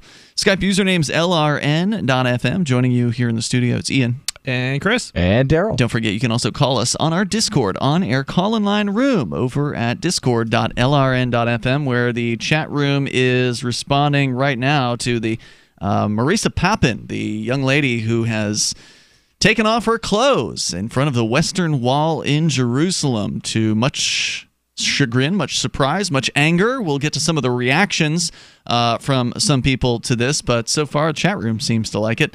And you can join them over at discord.lrn.fm. Also, don't forget, we're over on Twitch. If you want to watch the show, you can go to twitch.lrn.fm, watch us in HD quality there, and we're there live every single night on Twitch. There's a Twitch chat room as well. It's not as busy or as well occupied as our Discord room, but if you want to follow us on Twitch, we'd appreciate it. We're pushing closer to 400 followers there, which by no means is a lot for Twitch. People who play video games have thousands upon thousands of followers, but you probably can't compare it to no, we can't. To that, though. No, we can't. I mean, come on. We're a bit of a format break for Twitch, but they do have a talk shows category, and they've expanded out from doing just video games to other things now, so that's why we joined Twitch earlier this year, and it's been great so far. So again, follow us on Twitch. If you've got the Twitch app on your phone, you can then get notifications of when we go live, and also when the Call to Freedom goes live, which is the other show on LRN.FM based out of this studio. So it's an LRN channel, not just Free Talk Live, so you'll see notices for all of the shows that are based here. So it's just 2 shows at the moment that you'll get heads up for. And then also, if you are an Amazon Prime subscriber, you get 1 free subscription per month with Twitch, which means that if you subscribe to our channel, then you don't have to watch the advertisements that Twitch will normally play to you. So like a lot of times when you join the channel, they'll run an ad, sort of pre-roll. Those go away if you subscribe via your Amazon Prime subscription. So if you want to figure out how that's done, it's pretty simple. You just have to connect your accounts if you've not yet done that. And the instructions are just below where we currently, where our video window is. So just scroll down a little bit at twitch.lrn.fm and you get the instructions there.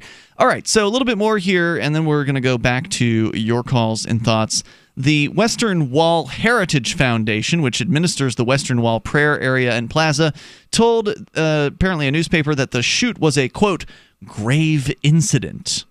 Again, this is a nude woman, a model from Belgium, who has taken her clothes off, was photographed in a supposed holy site there in Jerusalem. They're calling it a grave incident, noting the photograph was taken on one of the rooftops overlooking the Temple Mount and Western Wall, and not, God forbid, in the Western Wall Plaza. Oh, that's interesting. So that's what I thought. I thought that there were going to be lots of people around, because there always are. There are people around. She's on a rooftop, though. Interesting. So it wouldn't have been easy for them to, one, notice her, or 2, do something about it. Right, and if you look on her website, there are a lot of pictures where she is in places in public that have people around. But New York City isn't going to be a easily offended bunch. Right. I'm actually reading an article about her arrest in Egypt. She was arrested. Oh, she was arrested in Egypt. She was arrested in Egypt. Wow. And the arrest came after the photo shoot, which had taken place despite the presence of a security guard who Papen claims was happy to look the other way once he was given a bribe. It was only when 2 young men arrived and asked what she was doing that she explained things started to get risky. She says, "We tried to explain to them that we were making art with the highest respect for Egyptian culture, but they could not see a connection between nudity and art. In their eyes, it was porn or something like it." Wow. And the photos in question, she was in a temple in the city of Luxor in Egypt. In Egypt? Yeah. Wow. There are people who believe... she's got some huevos. Yes. Yeah. She's got a pair for She sure. said she and the photographer bribed the two men $20 and carried on, but when they went to Luxor, where they planned to shoot by the temple complex at Karnak, things got really tricky as there were many security guards. However, undeterred, they decided to hide until the temple was closed and started the photo shoot. But this time, they were not so lucky. Pavement says, you can guess what happened next. Busted once again, and yes, this time we were in serious trouble. Wow. Without being able to share words, I made it clear to Jesse, I'm guessing that's the photographer, that he had to delete the images if he saw the tiniest opportunity. She said the police did believe their story and they had taken no images and were simply testing the light. Instead, the photographer was told to strip down as police searched for a second SD card but did not find anything. Wow. She says, I knew that prison in Egypt looked slightly different than in Belgium or any westernized country, but I had no idea what to expect before actually going in. The first cell we encountered was so packed with at least 20 men. Some were passed out on the floor. Some were squeezing their hands through the rails. Some were bleeding and yelling. I'd never seen anything like this before in real life. Jesse kept telling me, Marissa, don't look. But there was no way not to look. Right. How could you? Yeah. After a few hours behind bars, they were brought before a judge where she tried to play the part of stupid tourist. She says, our judge was browsing with his big thumb through these books that looked as old as the pyramids itself. Eventually, he gave us a warning and told us to never do something so foolishly shameful ever again. We nodded simultaneously. Lucky. Despite the close call, they did retrieve the photographs using software. Undelete. And after leaving the country, published them on the website. Amazing. I want to see these too, man. Yeah. That's awesome. I mean, wow. Oh, they're amazing. I saw the photos. She is they're gorgeous. Amazing. Marissa Papin. I don't have them pulled up right now. Yeah, so she's just, again, her website is marissapapin.com if you want to check that out. Western Wall Rabbi Shmuel Rabinovich said, quote, "This is an embarrassing incident, grave and lamentable, which offends the sanctity of the site and the feelings of those who visit the holy places." Papin said she didn't specifically come to the country with the intention of taking the Western Wall photo, but knew she wanted to make some religious statement that would, quote, push the boundaries, unquote. The model had visited Israel 5 years ago and said she was impressed with how 3 religions managed to coexist in their tiny old city. The provocative photograph was apparently taken on the roof of an apartment above the Simchat Hall venue. Simchat Hall told the Times of Israel it had no involvement in the photo shoot, and the apartment above is owned by a billionaire who disappeared under mysterious circumstances in 2012. The apartment is unoccupied, according to a representative from the hall. She recalled the sun was so hot it made the plastic chair she was sitting on flexible, enabling her to lean far back at a precarious angle. She says, "It was perfect, like it was made for me to sit on," she said. Asked if she plans to visit Israel again, she says, quote, "Yes, I'll still be allowed in the country," or excuse me, yes, if I will still be allowed in the country, I would love to. I recently tried to go back to Egypt. Talk about ballsy. Wow. But as soon as I landed, they scanned my passport and put me on a flight back to Belgium. So wait, she actually tried to get into Egypt again, like physically get in. And I'm surprised they didn't let her in and arrest her. And yeah, she says she didn't intend to offend anyone with the picture. She says, "I'm sorry for that. My intention was to make people see their bodies and the human body in a different way. The human body is a beautiful thing." And indeed, if God created man, if you're a believer in this sort of separate God, right? That God created man, why should people be ashamed of God's creation? Why? I want to know shame. Why people are so afraid to offend. Well, I think her intention was clearly to offend. Right. Like why did we then have this I didn't intend to offend? Like, why do we maybe have that? wasn't her intention, but she must have known it would. Right. Like her intention, I think, was to make some art. Right. It's my intention to have a statement about the human body being beautiful. And good art makes people feel things. That's true. Different things in a lot of cases. Yes. Yeah. So yes, she could be telling the truth in that her intention was to do good art and make people think about things, but she must also have known that some people would think very angry things, right? Like she could have. Yeah, I don't know. I would have been But here's the thing. No matter what is created, somebody is going to get upset with it. Sure, absolutely. Right. Like if I was in her position, I would be like, yeah, that was my point. Well, I think her point was to make a statement about nudity, and of course the point is but she knows that's going to offend.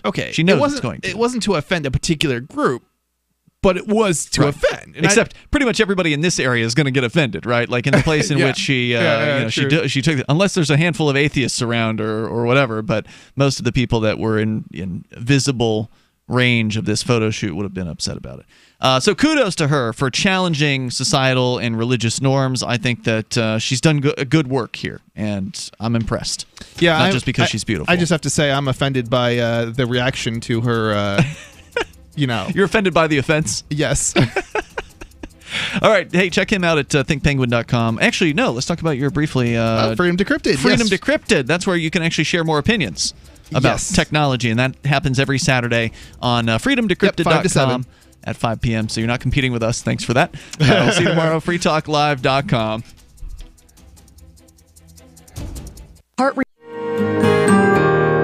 So the protection of life, liberty, and property is what the Free State Project is all about. But it's an effort to move 20,000 people who understand. It's about demonstrating to the entire country that, we can have a free market, a truly free market. Making it just a freer, great place to live. It's the world's largest voluntarist libertarian community, and it's only getting bigger. That's amazing, to be able to move to a place where other people passionately believe in being free and independent. What the Free State Project is managing to do, though, is to put their money where their mouth is. Physically getting up across the country and saying, let's go someplace and let's demonstrate the power of these ideas. There's a lot of kind of philosophy that surrounds liberty. There's a lot of thinking about it and talking about it. But here in New Hampshire, people are doing it. 101 Reasons Liberty Lives in New Hampshire, a documentary by Free State Project early movers. Watch it free at 101reasonsfilm.com. 101reasonsfilm.com. This Your Family Today tip is brought to you by Lil Drums. Every bit as fun as a full-size Nestle drumstick cone, and definitely cuter. Visit us at drumstick.com. Vacations are all about family time, but you don't have to leave home to have fun. Take 1 weekend a month and devote it to family activities. Pull out the board games and puzzles, serve up some treats, or have a picnic. Even without leaving home, you'll feel like you've really had some time away. For more tips like these, visit us at parenthood.com/yourfamilytoday. Here's a chance to do a little activism while you're cruising Facebook, Twitter, or Google+. Between the LOL cats, the recipes, the hot girls, and the inspirational sunrise memes, Free Talk Live's posts pass by your newsfeed. Like them, comment. It gives us more exposure. If you don't see our posts, click like at facebook.freetalklive.com and then hover over it to click Get Notifications. It's an easy way to spread the ideas of liberty a bit further. I know you're busy, but you can spare that 1/10 of a calorie it takes to click on something. facebook.freetalklive.com. The Torchwood Report is coming up next, live after the news on the Liberty Radio Network at LRN.FM. From Keene in the Shire, the Liberty Media capital of the world, this is Darryl W. Perry, host of FPP Radio News for Thursday, July 12th, 2018. Silver is trading at $15.87 per ounce. Gold is valued at $1,244 per ounce. Zencash is trading at $21, and the average price of Bitcoin is $6,197. Antiwar.com reports those expecting President Trump to make a stir at the NATO summit with demands for more military spending did not disappoint, as he was not only demanding all member nations increase spending to 2% of their GDP immediately, but then pushed for them to ratchet up to 4%. This stunned many, as the 2% demand is often repeated and met by only a handful of other NATO countries in the first place. No NATO member nation is spending 4% of their GDP on their military, meaning this is a demand for precipitous spending increases alliance-wide. Needless to say, the 4% is going to be a non-starter for most. Nations like Germany balked at increasing to 2%, having no enemies on their borders and large economies. Expecting Germany to more than triple their military spending, chasing this new level is even more unrealistic. The 4% demand is so sudden that it raises questions about whether Trump's comments are a sincere proposal of policy or just part of an attempt to bargain the NATO nations up in hopes that the 2% will seem a lot less unreasonable by comparison. The higher number is in keeping with President Trump's desire to see NATO nations pay their fair share to the alliance, but aims so high that it would counsel a big military spending increase for everybody, meaning it is almost certain to be universally opposed. Born into a devastating world and raised among the crowd, the Cloudwalker assumes a new identity and begins the unrelenting quest for truth. In this epic journey, he discovers dark secrets about aspects of his previous life that he once trusted. Through the journal of the Cloudwalker, he shares both the traumatic hardships and the eternal beauties of his experiences. Dear Society by the Cloudwalker is available from Amazon.com and all major bookstores.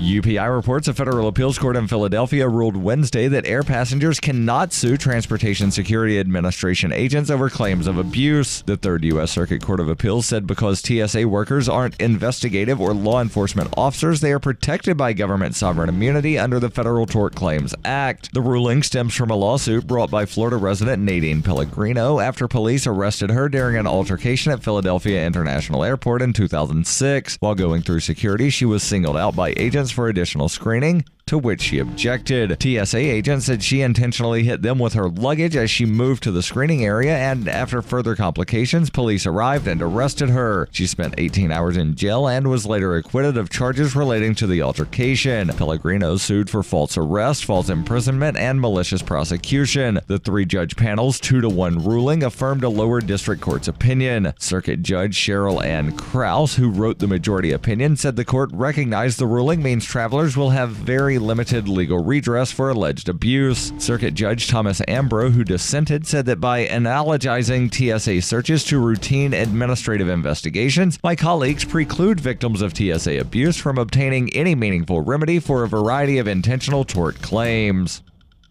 Are you tired of governments murdering people around the world? Stop using their money. There is an alternative. Bitcoin is a stateless, free market, non-political currency. Bitcoin cannot be inflated or controlled by any government. By using their money, you are helping the state. Stop doing it. You have an incredible alternative available now. Learn it, use it, spread it. Get started with Bitcoin at weusecoins.com.